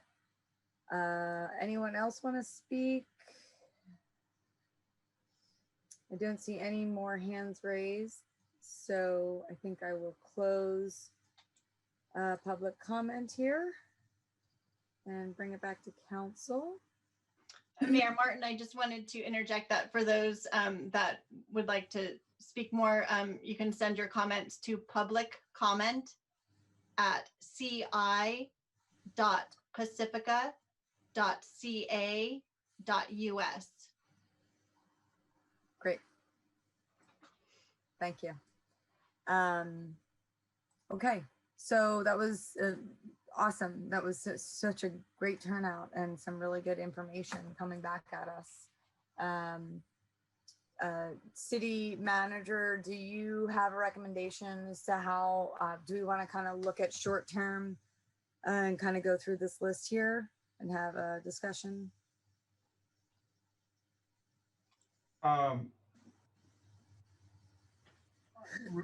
Remind me, before public input, I believe council was deferring questions to the chief until after public input, questions from the council members, correct?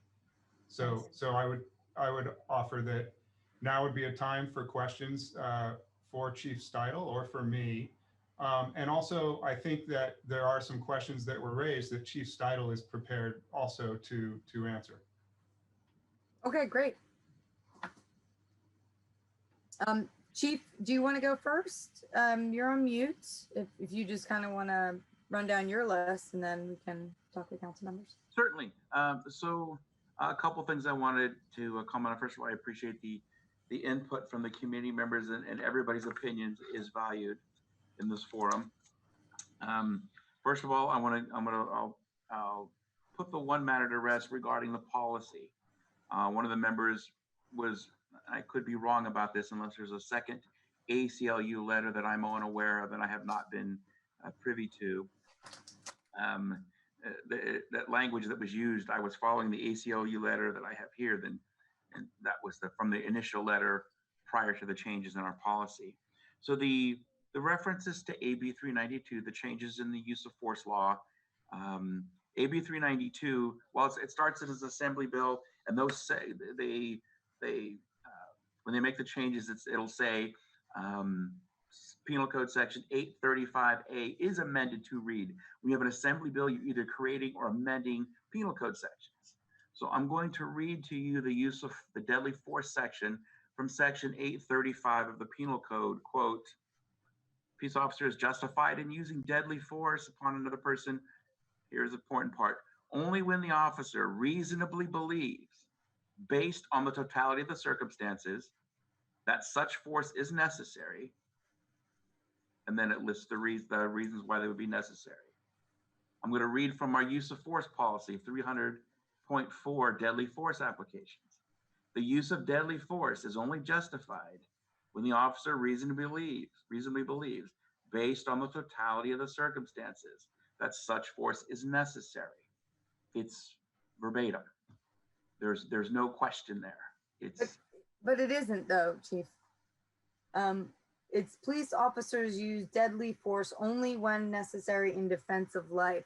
And I think that's what the ACLU is.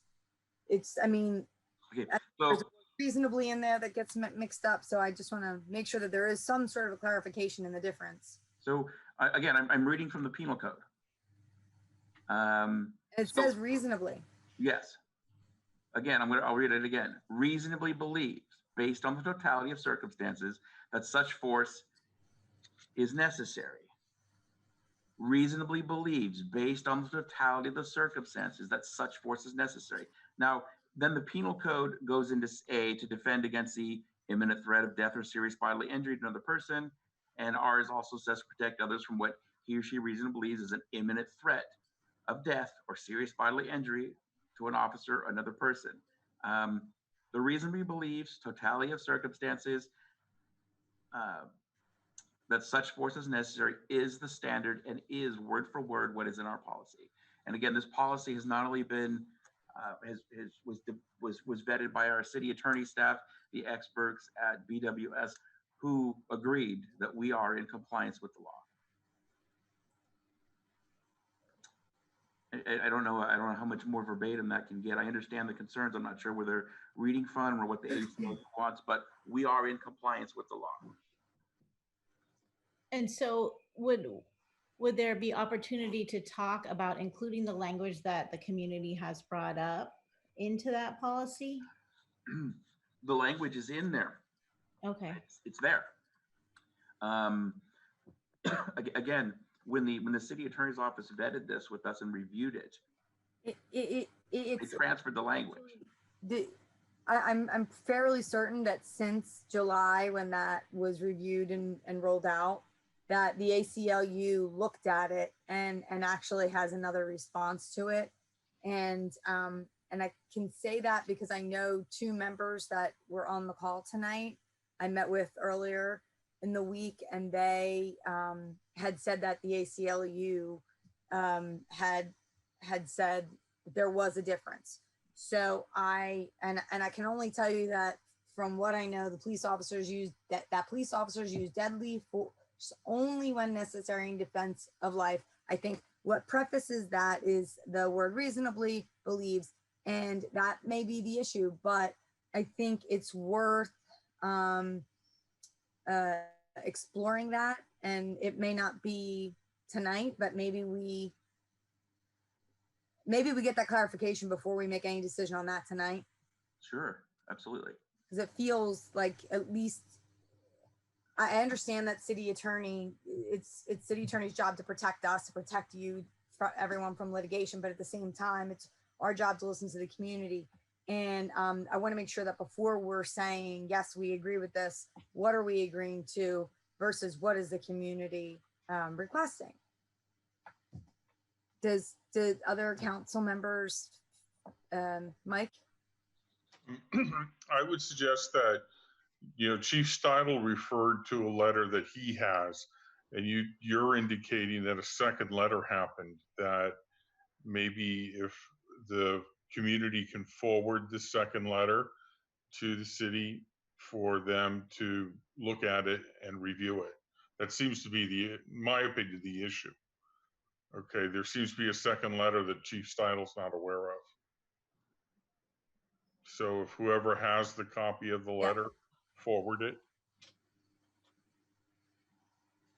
Yeah, if I could add, that would be helpful. And this is an ongoing and evolving conversation over time. So there's bound to be different letters, perhaps changes in legislation in future years. But to Chief Steidel's point, I think it's important that what you're hearing from him and what is in the report that we've submitted to the council is that our policy is in verbatim compliance with the penal code, which was revised based on 392. And so I know that there's comments from the public that are disagreeing with that, but I want to be clear that that's what we're saying for the council as you consider acceptance of this report tonight and the recommendations that we're making. I would like to hold off on that use of force one until we can get just a clarification on it, because there does seem to be some confusion. Okay. You said that? I did. I said I agree. I also, can I talk now? Because I just feel like I have a lot I want to say. For starters, Chief Steidel, thank you. Thank you for taking all the time that you have on addressing this issue. The issue is giant, right? And the changes that communities are looking towards do not happen in one meeting. The changes that the community are looking towards actually have to happen through a series of relationship building and conversations that are going to create lasting change, whatever those changes may be. It's not going to happen in one meeting or two meetings or one report. And so I really want to urge the community to understand that in order to proceed together, then we have to create relationships with each other so that we can learn from each other. Like you guys taught me tonight about a Citizens Academy, because I had a completely different view of what a Citizens Academy was. And so I learned something from our community tonight, and I appreciate that.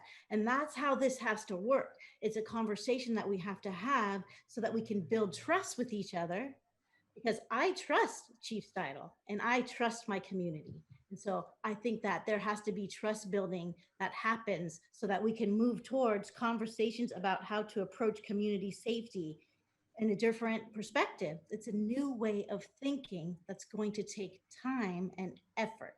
So all of you that are on the line, thank you. Thank you for coming out tonight. Continue to have these conversations, not only with each other, but with us, and so that we can move forward in a different way.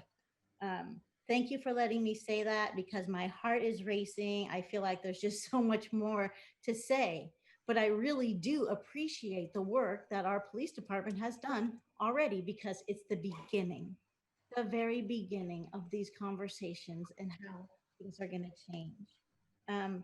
Somebody talked about the bias training and not having bias training done by a police officer, and I believe we can bring outside people to do bias training that are not law enforcement. Is that correct?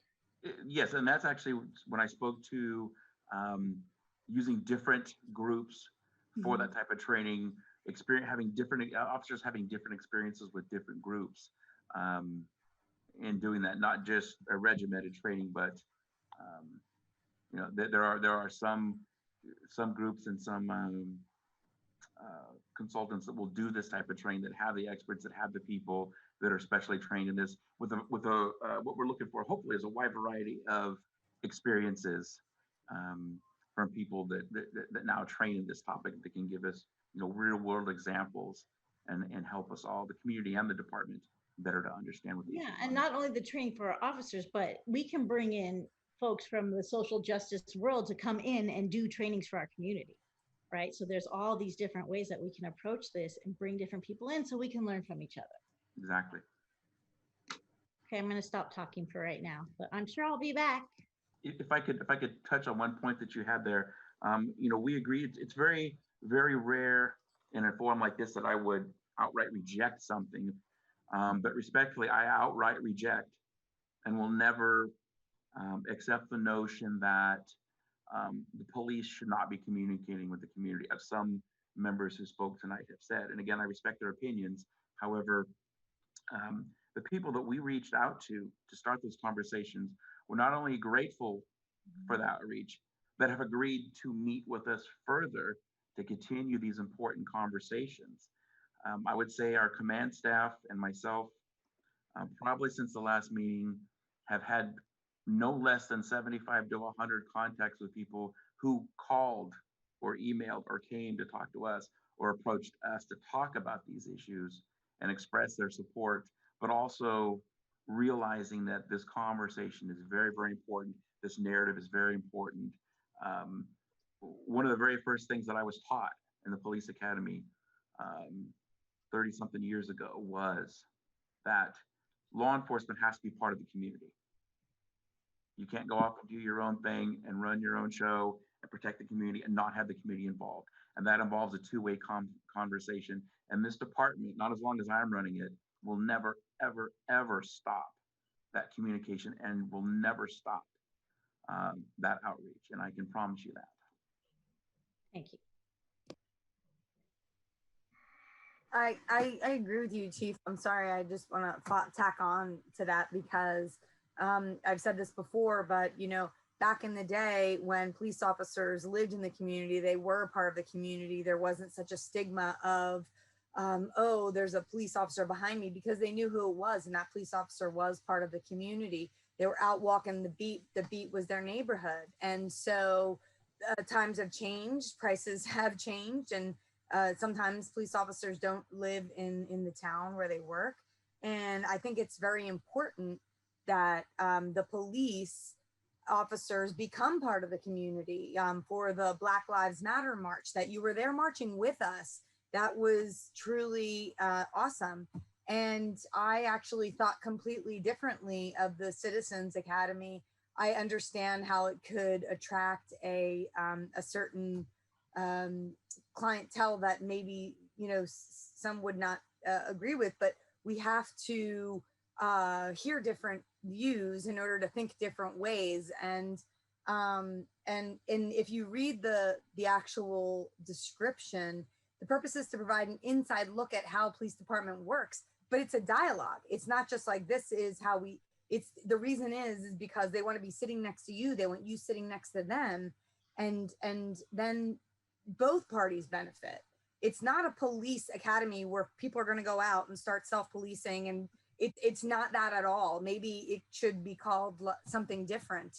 But I have a totally different view of what that police academy looks and sounds like from my perspective, and I think it sounds pretty neat. So I just wanted to agree with you, Chief. In like, even in my day job, communication. If you're going to fail on something, you need to make sure that the person at the top knows that your timeline has changed the minute you know that. And then there's less of a blow, right? So if we all keep in communication and you become part of the community, we become part of your response, then things are likely to be more amicable. So anyway, I just wanted to tack on to that. Mike, you had something to say?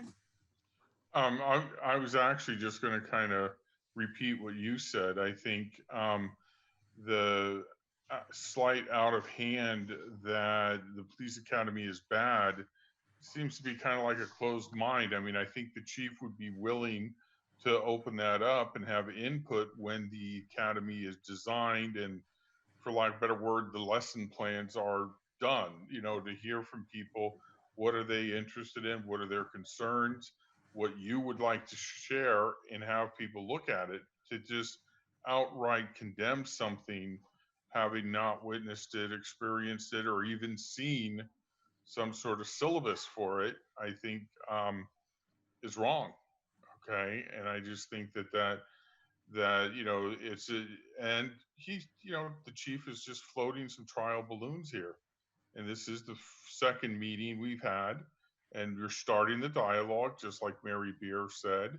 And I think we need to look at that, and, you know what, maybe give the police a chance to share with you what their perspective is, and go to the academy rather than just saying it's bad from the beginning, it's a laughing stock, and it's a brainwashing thing. I think that's out of line. One thing I also would like to say is the anti-bias training. I'd like to hear the word anti-bias, and I'd like to hear the word anti-racist. And I don't know how realistic that is, Chief, but I think it's important for people to hear the words anti-bias, anti-racist. You had talked with one of our community members, you and I, about that, the importance of that. And so maybe that's something that we can start to talk about, similar to Black Lives Matter. That is an important statement for people to say. And I sort of agree that the anti-bias training and anti-racist training may need to happen maybe twice a year or once a quarter. And I'm going to give you an example. And it's a personal example. And the reason I'm giving this example is because I was really uncomfortable, but at the same time, I was so thankful for having evolved in this moment and been educated in the way that I was. I had a friend who was a she, and for years, my friend was a she. And one day I introduced my daughter to my friend as Miss She. And my friend said, "No, I just go by they." And I said, "Well, that's so confusing for my daughter. How do I, what do I?" And my daughter's standing here, and I'm kind of getting sweaty. And my friend said, I said, "How do I teach her that?" And my friend said, "You just have to evolve. It changes all the time. You have to stay updated." And just like that, I learned something, and from that moment on, my mind was changed, and I seek to understand now.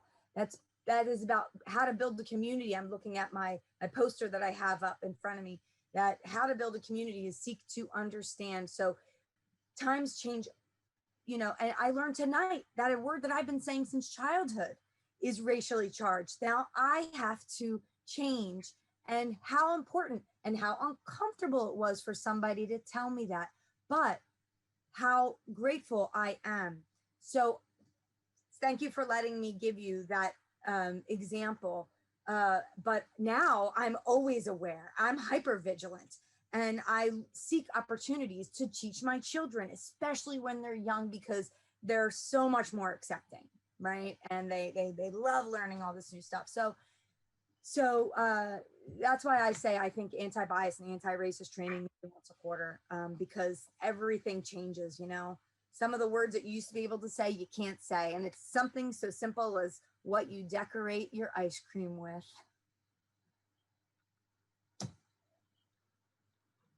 Thanks, Mary.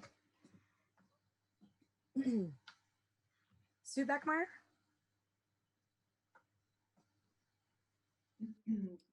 Had to unmute. Sorry about that. Lots of food for thought. And I apologize for not being visible on the call before. I was auditorially participating. I went back to my notes from the last meeting to try to remember, frankly, what it was I asked for, what were some of the overarching themes at that time, because guess what, folks, that was the 17th of June. And there have been 5,000 million Zoom meetings since then, and a lot of change and growth and dealing with a number of issues that we are committed to working through. And so I appreciate this, what I like to think of as a next meeting that we're having tonight. And I don't think we're done. I heard many community members call for rejecting this report.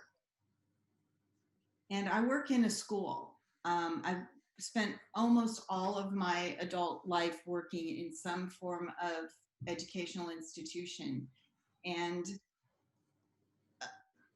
there are ways to approach rejecting something as it's not quite complete. I mean, we're not looking for a done and over, walk away, it's over. We're to go to the mayor's comment about evolving, it's an evolving process. I think of this as an interim report, a current report, a report back. It's not a reject or accept and now we're done moment from my point of view. And city attorney, wherever you are in Hollywood Squares, if I'm wrong about that, if I'm supposed to be voting to do something tonight in some kind of definitive way, I would appreciate hearing that from you first. You are completely correct, Councilmember or Mayor Pro Tem Beckmeyer. The accepting of the report is just that. It's a taking in. It's not agreeing to anything. It's just a absorption of the report. And then that definitely the council is not precluded from changing anything in the report or making adjustments as we go forward. It's just an acceptance of the report itself. But there's also, in other words, we also can make comments, and we can accept it with direction, right? Correct. Okay. Yes, I would add that I'm seeking direction from the council on the list of short-term and long-term actions that we're recommending. And in those actions, you'll see that many of them are ongoing dialogues and annual police department reports, which could be presented in an annual meeting, ongoing trainings, etc. So this is an ongoing and evolving topic, important topic. And, you know, this is a status report at this time. Usually when there's an official report that we use the words adopt or certify, things like that. When we use receive or accept, that's the more passive version of we're presenting this status report to you. So my statements and my requests the last time we met on this topic, I heard some of them responded to, and perhaps more work is needed is a great way to encompass it. But my number one on the list in June, on June 17th, was AB 392 compliance. We spent a lot of time talking about that tonight, and I think we need to have more conversation around that. It sounds like we're going to get more information from an ACLU letter. We're going to be looking at that. So for me, in terms of direction, city manager, that's an open item. We're not done with that piece. That's my point of view. Other council members can say what they think, of course. Sure. I felt like last time, I did ask a question about training, regional training, and the difference in culture of forces in mutual aid. And at that time, I was thinking about, you know, when we do mutual aid with Daly City or other cities, because our staffing is not endless. Your comments earlier, Chief, about culture eats policy for lunch or something. I forgot how you said it. Breakfast.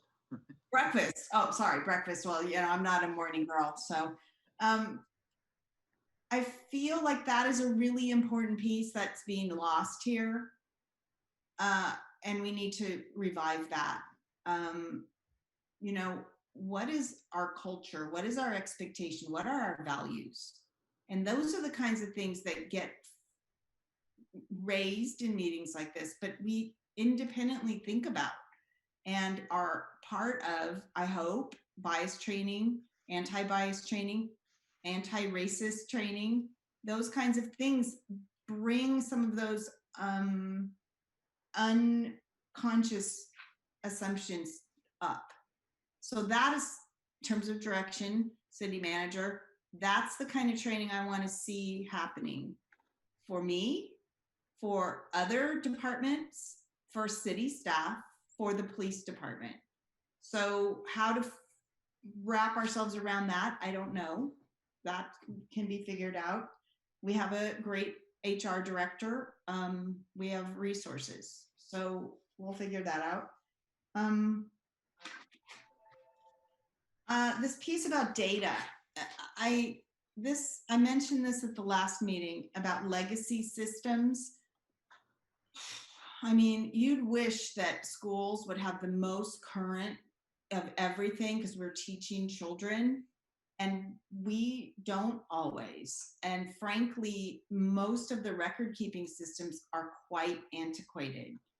So I'm used to this idea of, yeah, but the system doesn't tell you that. Yeah, but da, da, da, da.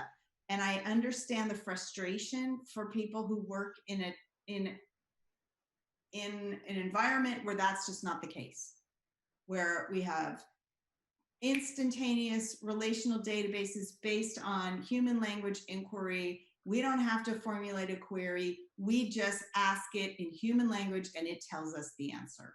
And I'm afraid to, you know, hear, and it's sad to know that some of the record keeping systems that we have just don't meet that yet. So the question I have in that regard is, because I agree with one of the statements about, do we really have to wait till 2022 to look at data?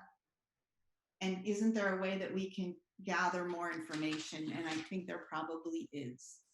Does it take no work to figure out? Is it instant plug and play? It's going to take some time to figure out what is it we want to know and how do we get it? How do other people get it? and acknowledge that the need for it is now and in the near term. It's not starting in 2022 or in 2023 that some law that we heard about, data required to be collected for every stop beginning in January 2023, reporting annually, periodically to the FBI. We got to start with, you know, the what we want to collect here. I don't know how to say it better than that. And it's not for right now. Mary, help me out. I can see you're about to. Yeah, because it's a regional system, correct, Chief? Yes, it is. So if I can explain a little bit the system better, the system is, it's a system that the vendor's Sunridge system, which provides many law enforcement agencies, not only in California, but across the country with this records management system. The records management system is just not a records management system. It's also tied in with our dispatch system. It's one system. And as you know, we contract out for our dispatch services. So we are tied in, while we have our separate records, we are tied in as one with the dispatcher records management system with South City PD.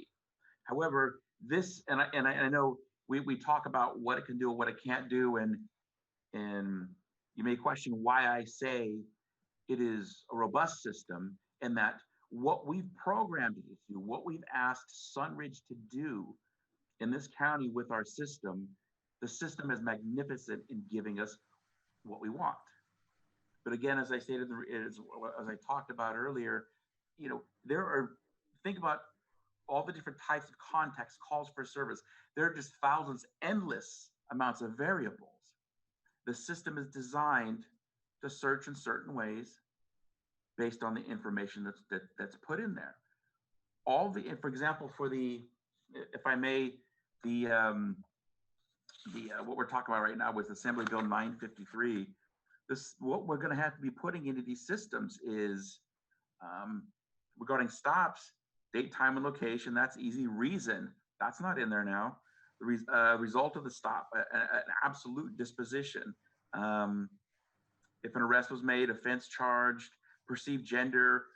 We don't collect race or perceived gender right now in all instances. I'll give you an example. If I make a traffic stop on somebody and that person is given just a verbal warning, hey, don't run the stop sign again, you're not going to have in the system anywhere for me to put a race or a gender, absent a physical citation that's entered into the citation portion of the system.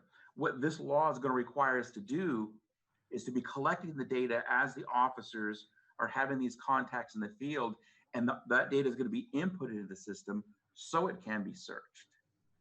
And the retooling of the system is going to allow for those searches to be conducted. When this is complete, when we have this conversation again, somebody make a public record act request, or I'm reporting to council yearly, I can say, we've conducted X number of stops. Here's the perceived gender. Here's the perceived race. And give you location information.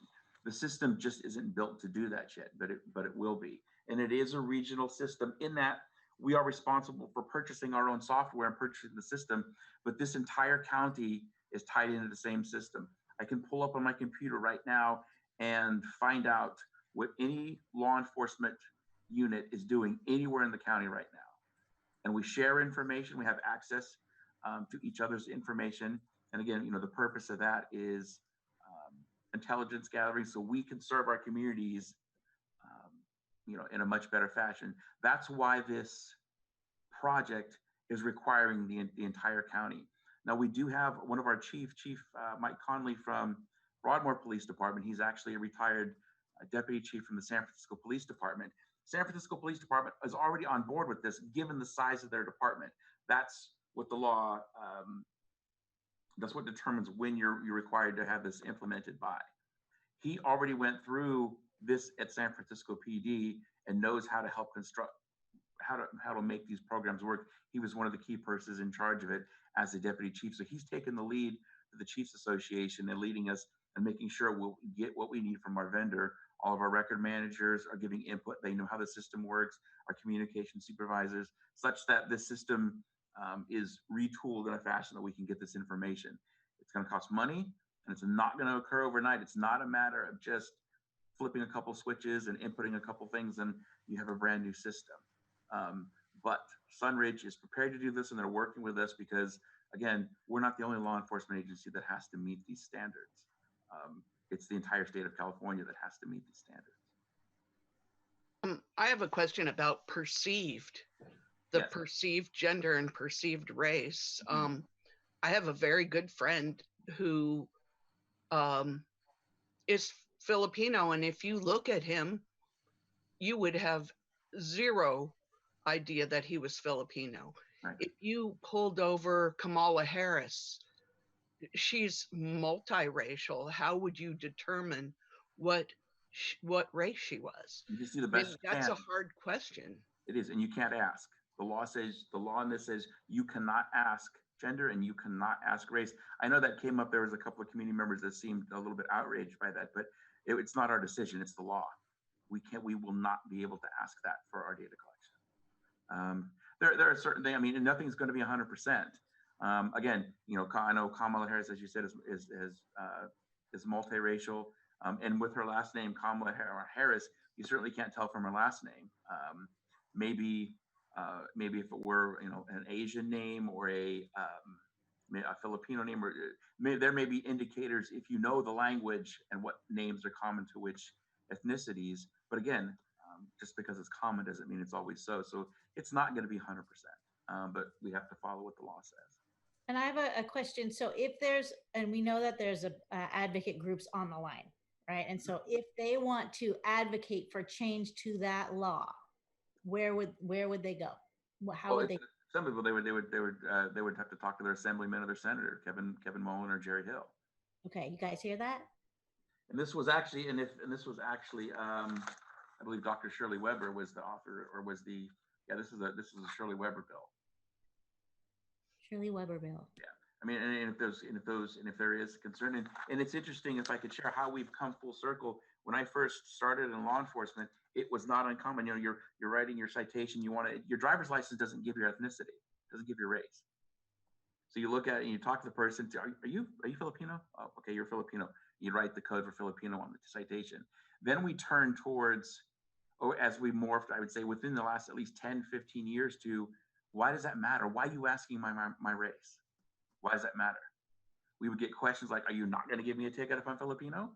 Or you're going to give me a ticket if I'm Filipino? Why are you asking me? And people were all of a sudden offended if we asked their race. And now we've kind of come back to being that this is such a critical issue when we're trying to determine in our police departments if there's implicit bias issues, and we're collecting this data where people want that accurate data. But we've kind of come full circle where there are a lot of people saying, well, why won't you ask? It's important to know. I guess I'll talk since there's a break. The anti-bias training, I can see every 6 months. Someone said every week.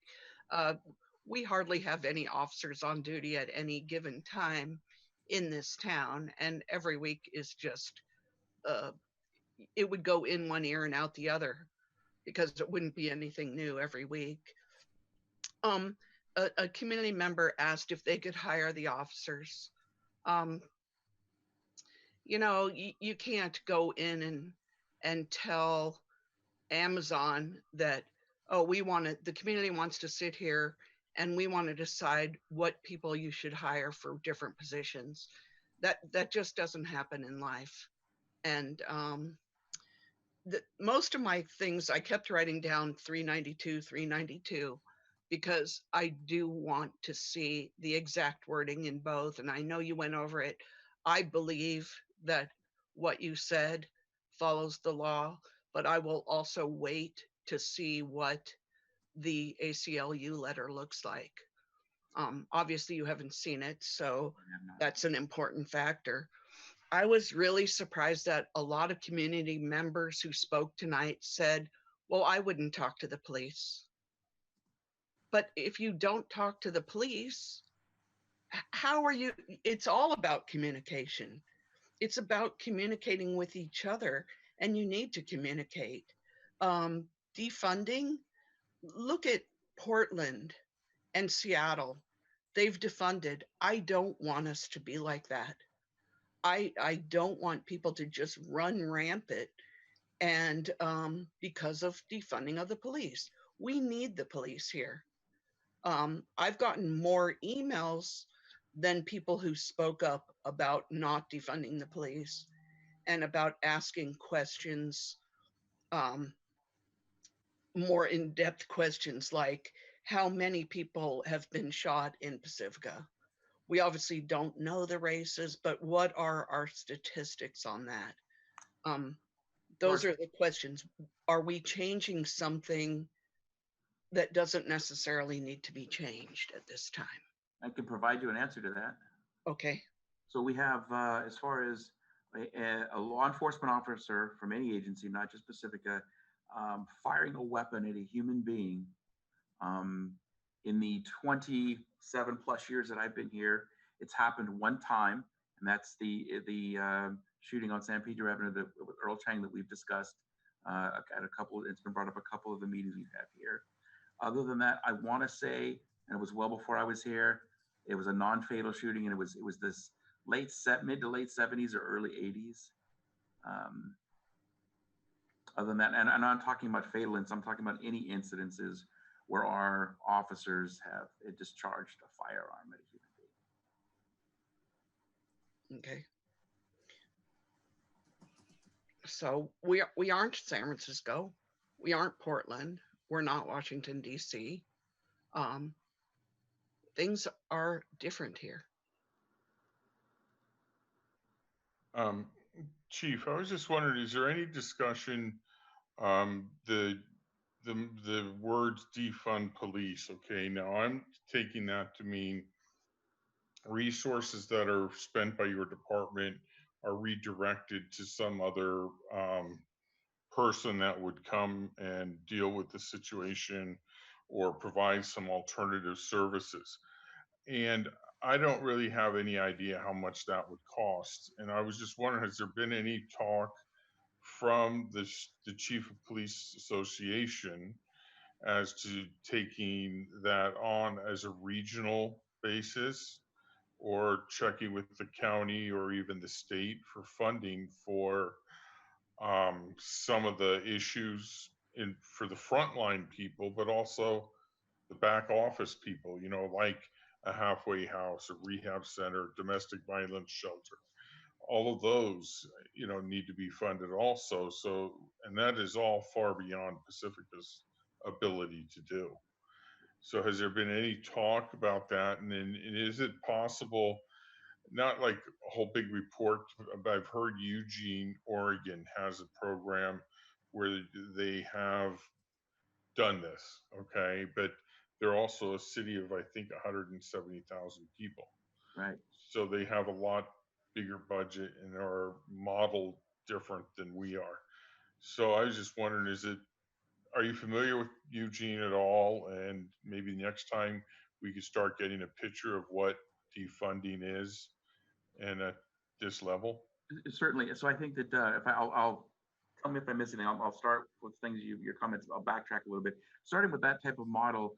Again, you're talking about a much larger agency. I have a good friend who is now a major with Harris County, Texas. He was a captain with the Houston Police Department, and roughly 10, 15 years ago, he brought a program to Houston PD that brought mental health staff into the department, that responded to calls, that were worked one-on-one. They had a mental health unit that did nothing but respond to mental health calls involving officers. Of course, Houston PD is is a department of several thousand officers.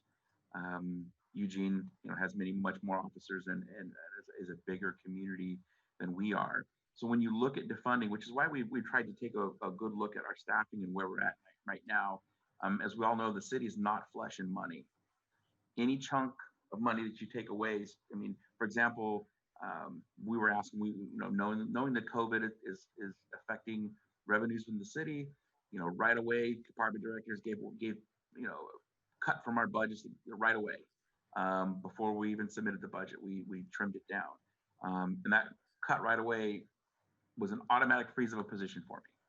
We're at the point where you take money away, if that's the desire, that's fine, but it's going to mean bodies. It's going to mean people are taken away from the street. Because as we've discussed before, I laid out, the number of officers we have working at any given time, and we do have some great training with officers with some great collateral duties that they perform. The motorcycle, we have gang officers, we have a myriad, a major collision investigation team. But unlike larger departments where officers perform their specialty and that's it and don't work patrol, it's our patrol officers and our detectives that do this work in addition to their normal jobs. So there really isn't any, because we see larger departments cutting the traffic units, getting rid of special units, and that's how they're defunding when their councils want to defund them. We don't have that ability because we don't have people dedicated to specialty positions like that. In terms of what the regional approach is a great approach. And I think that we do a great job, not with just the topic of mental health or domestic violence, but if you give me any topic within San Mateo County that involves a law enforcement response, the high majority, except maybe for Redwood City sometimes or San Mateo sometimes, our agencies look to each other and say, how are we going to do this? We cannot do this alone, which is why we have our relationships with behavioral health and recovery services, and we have the PERT team, and we have access at a moment's notice because all of our departments have experienced these mental health issues that we've talked about. We all have had these issues over the years. And anytime an issue comes up or a problem like this or a trend that we see that needs some sort of action, it's the chiefs group that gets together and say, or the commanders group at our direction, and say, okay, how are we going to attack this? Where can we get monies together to make something like this work? And then again, that's why I was really trying to highlight the mental health services. That people believe that we go out and we don't deal with the mental health. We have services at our fingertips, and we work to build that communication with those groups, to become part of those groups so that we can have access to those services. And I'm sure I probably didn't get everything you said, so throw it out there if I missed it. No, you got it pretty close. I mean, basically what you're saying is the service we get from the police department is not just our people in blue, it's also the sheriff's department backs you up for hazmat. You have mutual aid for what, if we don't have enough cops on duty, like Terra Nova, when there was that alleged shooter down there, you had other units responding. So it's kind of, other units jump in to help us, and their specialties are there also, right? We don't send Department of Public Works to somebody having a heart attack.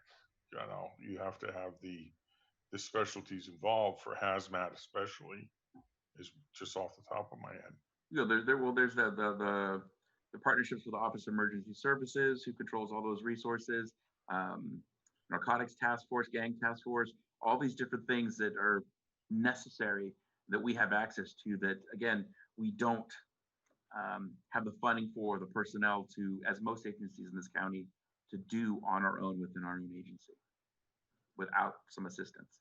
And the ability to contact Cora and the psychiatric emergency response team and the FAST team. I didn't write down exactly what that meant, but those are all units that help the police when they need the help for the different varieties of calls that they have to deal with.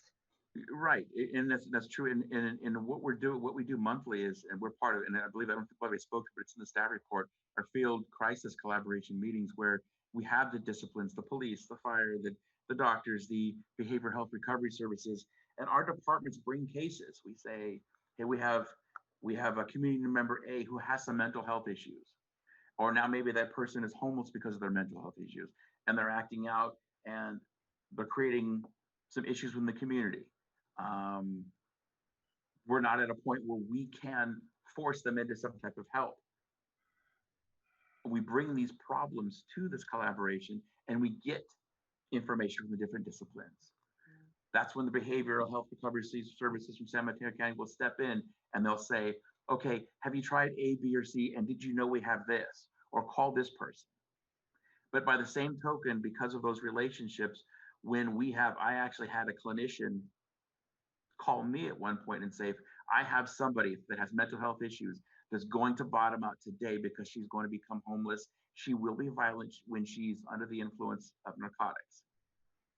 Can you have a CIT officer there when she gets evicted? Because now is when she's going to accept help from me. She's reached that bottom point. We showed up, we offered her the assistance, and we drove her to that clinician to get that help. Again, helping somebody out using that multiple disciplinary approach that I think that we do really well in San Mateo County. So I want to be respectful of everyone's time here too. And I'm looking at the short-term steps, and I let me try to give a summary here from what I think I heard. Bullet point 1, the prohibit the carotid restraint. I don't think there was any disagreement in that regard. I think we were all in agreement that it was the best path forward. Thank you. I think for the next 2 bullets, the use of force for both of these bullet points, we're going to hold off on and wait till we get more information, because there seems to be some conflicting information, and we will get that information to you as soon as possible. I'll make sure of that. Thank you. Appreciate that. Mayor Martin, can I ask a question about the second bullet, as well as the implement SB 230? So the second bullet is indicating that we completed revision to our use of force policy that complies with the California Penal Code. That was done on July 20th. So is the input from the council that we will monitor suggestions or changes to state code about the use of force policy? I mean, we can get letters from the ACLU or any other interest group or advocate and take a look at them. But right now we have a use of force policy that complies with the penal code. So I want to be very clear about what the council's direction is regarding that issue. And I think while I think I'm going to paraphrase here. I think while we all understand that we currently have this use of force policy, that yes, you are correct. We will continue to look at it, but we would also like to come back to discuss what does that mean, and with the potential that we may need to revisit it. I'm getting head shakes. Yeah, to continue to revise it as we learn more information. Yeah. Right. So to clarify, I think what City Manager Woodhouse was trying to confirm is that the revised use of force policy that will stay in effect until we've reviewed the ACLU letter and there's been some change in the law or some other factor that warrants revisiting the language itself. Yeah. Is it only if there's a change in the law that's going to warrant us revisiting the language? Because I think we want to revisit the language regardless, right? So I guess what I'm trying to be clear about is it is my recommendation, as the chief of police recommendation, and the city attorney has reviewed, that we're not recommending additional changes to the use of force policy at this point in time. It complies with state law. And if the council is going to direct us to revise the policy, then, you know, I don't know where we go from that, because lots of different interest groups, and the ACLU included, are going to have opinions and interpretations about state law, but we make our changes and recommendations to the council based on our review and the city attorney's review, which is the point that we're at. So I'm trying to be clear about what the expectation is, because of course we monitor state law, and that's the tool. Lexipol helps us with that. The ACLU letter will help us with that. We monitor state law to be in compliance, and that's what we'll continue to always do.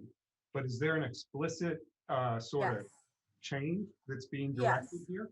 Yes, and I want to be respectful too, because I appreciate your experience and you, as we understand it, that you're saying we are in compliance. Okay, we get it.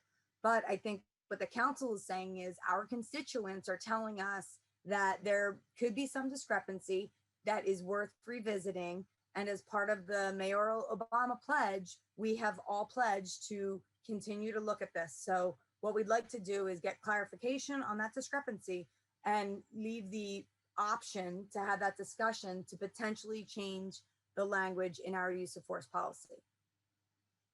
And so that discrepancy is us looking at and reviewing this ACLU letter, which we haven't seen, and providing information.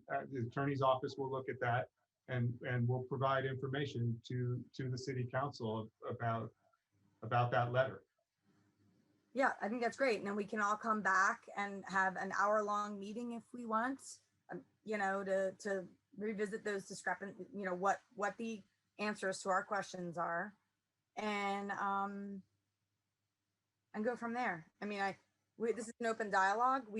I think what we're all saying is thank you for putting together what you did for these 2 bullet points, but there's information that's missing because we're hearing that. So let's wait till we get that additional information.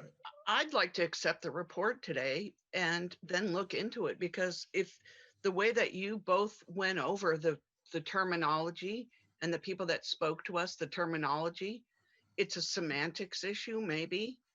It's not written word for word, but it says exactly the same thing.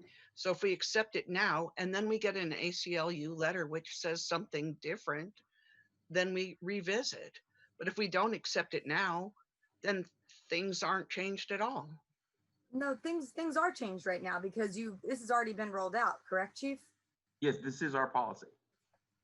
This is given the advice of the city attorney that we should tighten that language up. And a critical use of force policy for me, that is you need to do this immediately.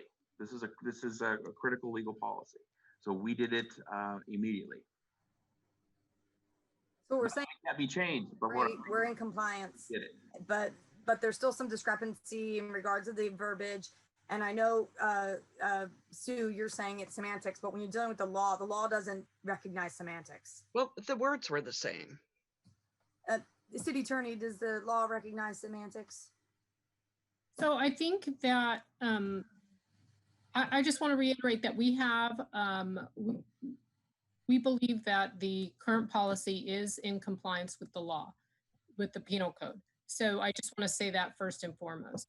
But I think the confusion is over some language that is in the bill, AB 392, that are actually in the findings rather than the body of the regulation itself.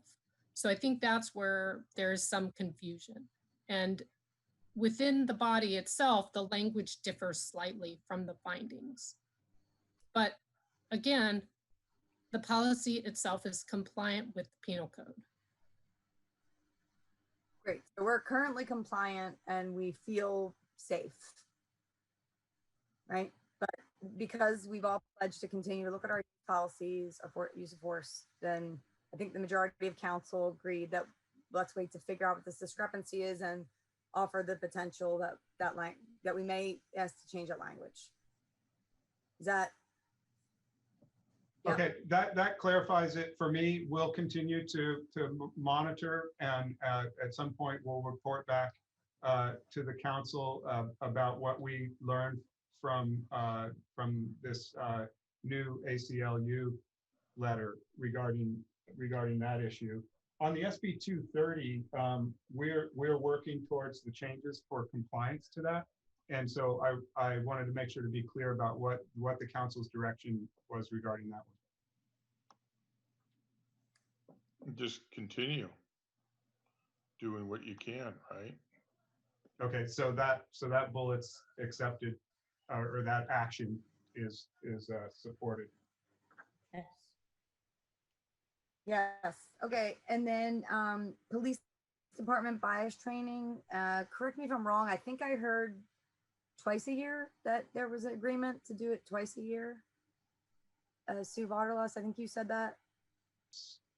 Yeah. I mean, even if you engage like a group like the Pacifica Social Justice Group to do a training of their own, sounds like there are people that are more than willing and capable to do, you know, an hour-long training or something like that. So If I maybe could that ask be for, well, go ahead. Ooh, me? Sir? Oh, I didn't mean to jump on somebody, did I? Okay. Yeah, you can go. Sue's next. Okay. A lot of these a lot of these trainings for professionals like that, there should be some sort of certification from the state that says you did this. So I think it would behoove us to have, you know, I don't know if I'm phrasing it right, but like a certified organization that has the blessings of the state because they're licensed to do that type of thing. So along those lines, again, post, when you say certification of the state, that's post, peace officer standards and training. The high majority of the trainings that you're going to get if you bring in a private group or you bring in, first of all, we'll bring in somebody professional, number one. It's going to be somebody that's going to be professional, and experienced in providing this type of training. Has some sort of resume that they know what they're doing with this. There are times when some training like this we come across that may not be recognized by post. Now, what that means to a chief of police and to my training manager is that we're just not getting post training credits for that because you have to accumulate so many training credits every so often to remain certified, to remain in compliance with the law. However, it certainly is okay to bring in a reputable person or a reputable group to provide. I mean, I'll give you an example. Maybe not the best example, but it's the first one that comes up. One of the co-founders of Lexipol, Golden Graham, Lori Tinfo hired him and brought him to Pacifica and did citywide training on risk management because that's what his specialty is. Great training we got on risk management and how to avoid pitfalls of risk management. We didn't get post credit for that. That's okay. But I can guarantee you anybody that we would bring in would be reputable and that we would trust. What I was going to offer just regarding the frequency of training is that I feel that that's a topic that we are going to need to analyze and bring back to the council at some point, because I can't sit here and say that we can afford anti-bias training every 6 months on top of all the required trainings that police officers are required to do. That's an essential training, but make no mistake, there's other trainings that we also have to do, and of any department, police and fire, that are the thickest on those. So I can't, until we analyze it about the frequency. I mean, we can have an aspirational goal of every 6 months, but every year having a robust anti-bias training is an aspirational goal beyond the requirements. And that's what I would say, is that we would need to really know the impacts to the budget, as the chief mentioned, in terms of our understaffed police department, the impacts to operations. So when we do trainings, it takes us off the street, et cetera. So all I'm offering is that I don't think I have myself enough information to commit to every 6 months doing that training. I think that's a great goal. And I think there's the difference between the sort of actual outside facilitator training and what's really key. And as you know, I've written about organizational ethics, et cetera, are the more informal trainings that occur in staff meetings, et cetera, that are dialogues about this topic. So is that part of the training regimen and frequency? What is the training program? So I want to make sure that what would be a challenge, that the council understands those challenges. If I may piggyback on what the city manager said, that is one of our number one issues with staffing. When you have a department our size with only 33 sworn in, 90 to 95% of the time, I would say more like 95% of the time, if you're taking somebody out of the schedule to go to training, that is overtime. So there's going to be the overtime cost every time you do that. So we're continually battling with the trying to the mandated training we must go through. Every time there's a promotion, there's training you must go through.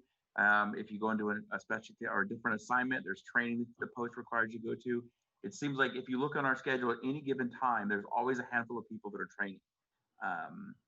So we can certainly take a look at what the cost would be if you're looking at a robust training that's a real training by a real facilitator. You're talking about some probably pretty decent, aside from the training of the cost of it, you're talking about some pretty decent numbers as far as overtime costs just to cover the training. Because when we're being that you're 24/7 operation, we can't just say half the department go to training today and half the department go to training tomorrow. And you certainly can't get everybody trained. The training has to be broke up into many blocks. It's quite a few blocks of people that go. That's the only way you can do it and still maintain shift work in the 24/7 operation.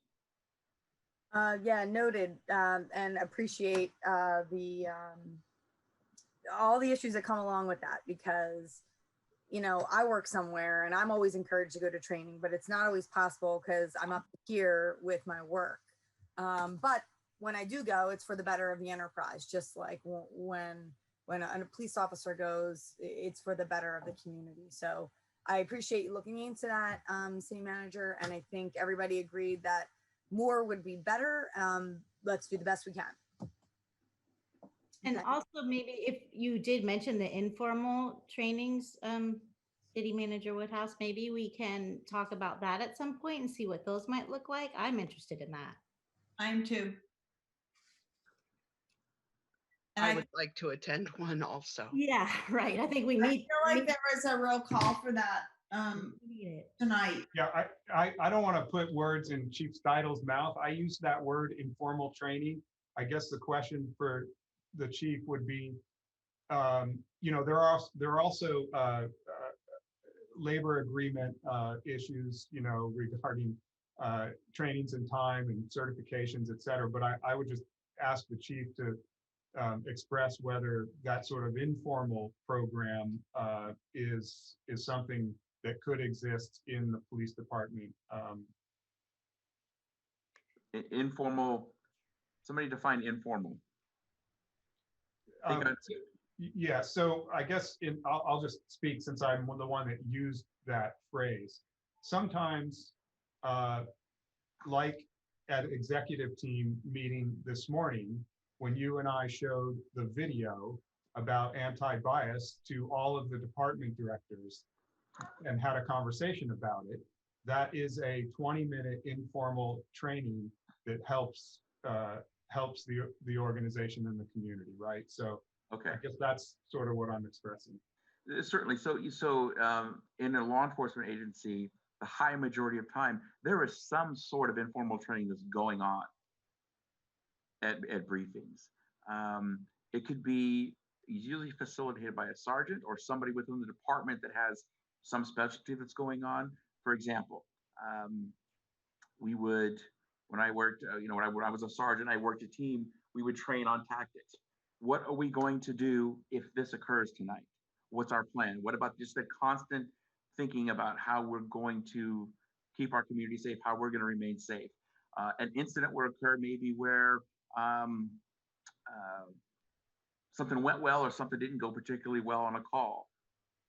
And then you've got that 15, 20 minutes toward the end of your shift where you're sitting down and you're huddling and you're debriefing and you're training based on that experience regarding, what happened and how we could do better or what went really well that we should make sure we do next time. That's something in a law enforcement agency that is continually going on.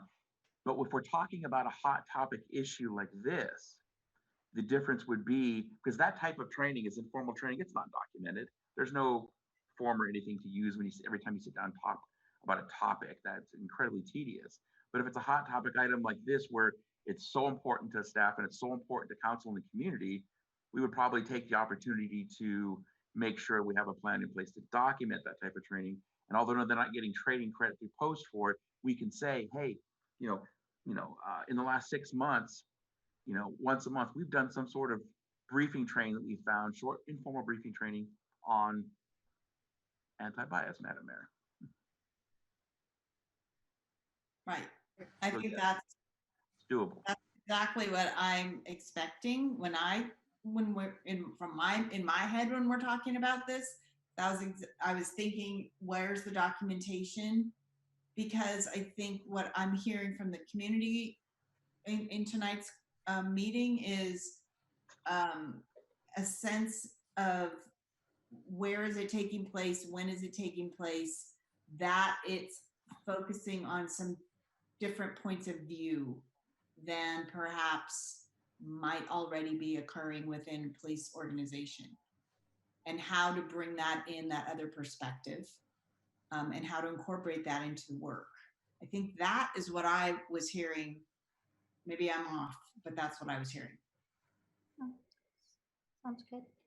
Yeah, you can, and it can be reported your annual report. Yeah. All right, cool. So let's look at the long-term ones, huh? yeah, let's look at the long-term ones. So anti-bias training with entire city staff. That's point one. I think we all agree that's a great idea.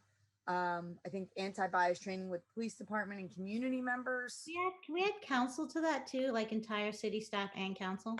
Yeah, I think that's great. I think the first two bullet points are just, yes, everybody agrees, right? Yeah, and I have an idea for the third one. Okay, cool. Take longer than Citizens Police Academy. Yeah, so maybe instead of talking about a citizens police academy, we should be talking about like a citizen oversight commission. I know like in Oakland, they have a citizen police. I don't know the title. Citizen There's Advisory Committee. Yeah. Are you aware of any of that in any other cities? We have that for board of directors for Peninsula Clean Energy. We have a citizens advisory committee that we take information from because they're out in the community. Yeah, I know there's one in Oakland. Maybe we can just look into that. Well, there's two types. It's two types of things you look at. One, if you're looking at some sort of, there's a difference between advisory and or like some cities call them a commission or oversight board. They're usually geared towards something. Like most of the time, like you'll have use of force review boards, things of that nature. Advisory committees, like I know, for example, I believe the chief in Menlo Park has an advisory committee where this isn't something. This is not a group that has any authority. This is a group of citizens that is able to talk to the chief. It's a chief's advisory committee. Talk about community issues. Talk about what the department's doing. And as we see with anything else, people have signed up for these. These are usually the movers and shakers in the community who are involved in the community, who want to see the department do well, want to see the community do well, and can bring something. It's part of the bridging, making sure that gap, but there's no gap between the community and the department. They're the ones that are telling the chief, hey, here's what's really going on here. Here's what people are saying. What are you guys doing about this? Have you thought about that? Sometimes kind of a think tank. Councilmember Beer, that question. So I would view that type of an advisory committee or et cetera as a completely different recommendation from the what we will name something different, because Citizen Police Academy doesn't capture it, but and change the term citizen probably out of that. But though I view those as two very different things. Yeah, I agree. Okay. But maybe we will get some information back about the different types, and we can talk about that at some point. I guess it depends on what the goal is. What would be the goal? Well, I think we would need way more time to talk about that. So, because we can't decide what the goal is tonight, but it would be nice to be able to have a discussion about it. So for future discussion, the whole thing. Including the Citizens Police Academy, sort of maybe morphing it into something. So yeah, those are different things. Okay, I'm sorry. I thought what I was hearing was taking the idea of a Citizens Police Academy and morphing it into something different. Mary? They said that was two different things. It's two different subjects. I'll stop saying citizen. That's old terminology. A community police academy, let's just call it that for now, is a class. Educational. One time, you go through it for 7 to 9 weeks, you graduate, and then later on in the year, another class will start. It's more, Citizens Academy is more educational, and police oversight would look at if there's complaints against an officer for whatever reason. Did they act within policy? Okay, it's so two what is different the, things. what are you all thinking about this, the Community Police Academy then? I think the more education and outreach and everything, I think is best, is good.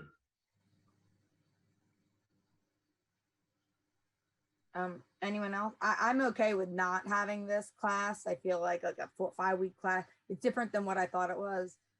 I don't know.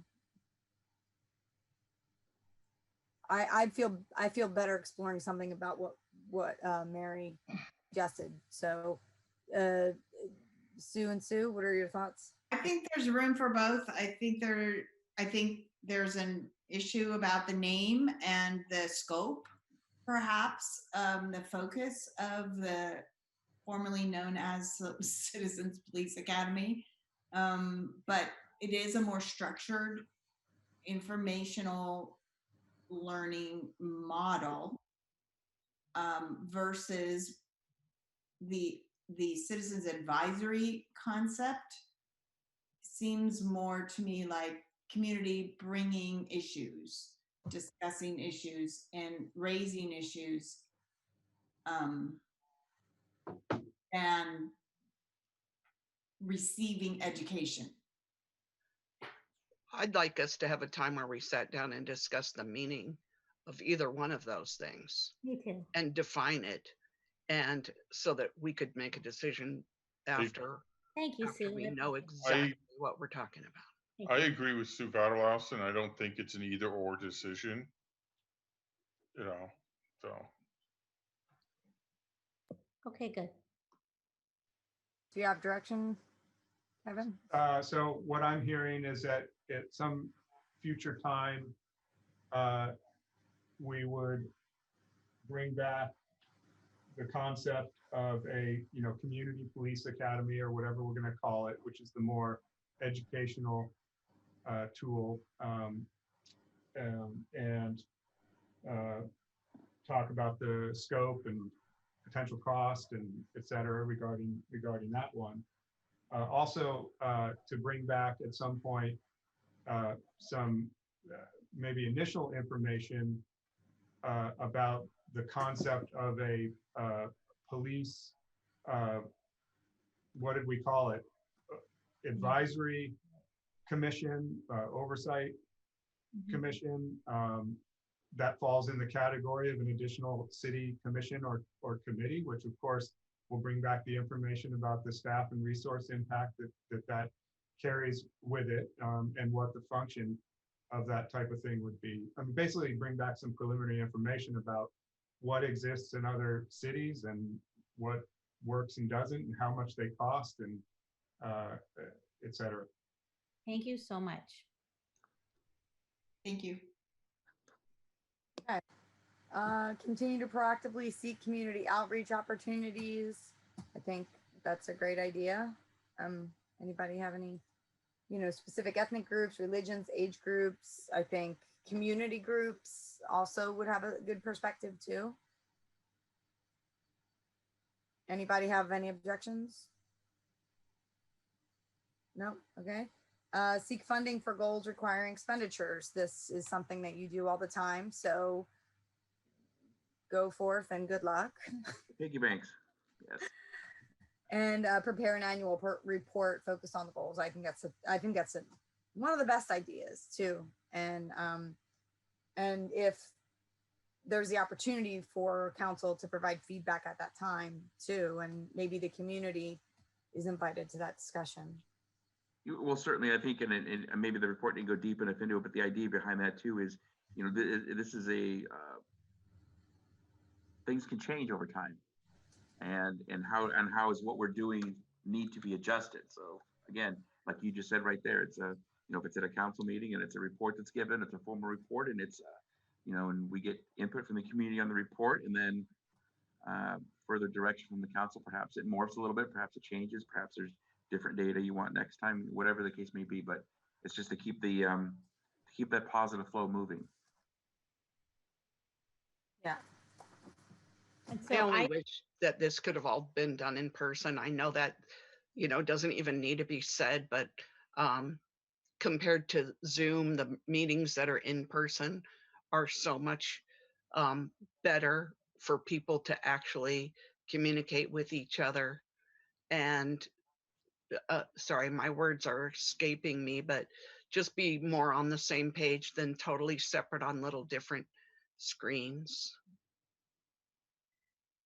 And I just wanted to give a heartfelt thanks to you, Chief. Thank you so much for like being willing and showing up and doing all this. I know it's a ton of work, and I really appreciate you and Captain Clements and Captain Glasgow. So thank you, all of you. Absolutely. And thank you, community input. Thank you for giving us the community direction, community point of view in a very authentic and direct way. And we will have more opportunities for that. Yeah, thanks everyone. It was a great meeting. We did very well on time. Chief, thank you very much. Bill and Chris, thank you so much. And city manager and city attorney, you're all thanked by us. So with that, I will conclude the meeting of August 25th of the City Council at 9:03 p.m. Have a great evening. Thank you.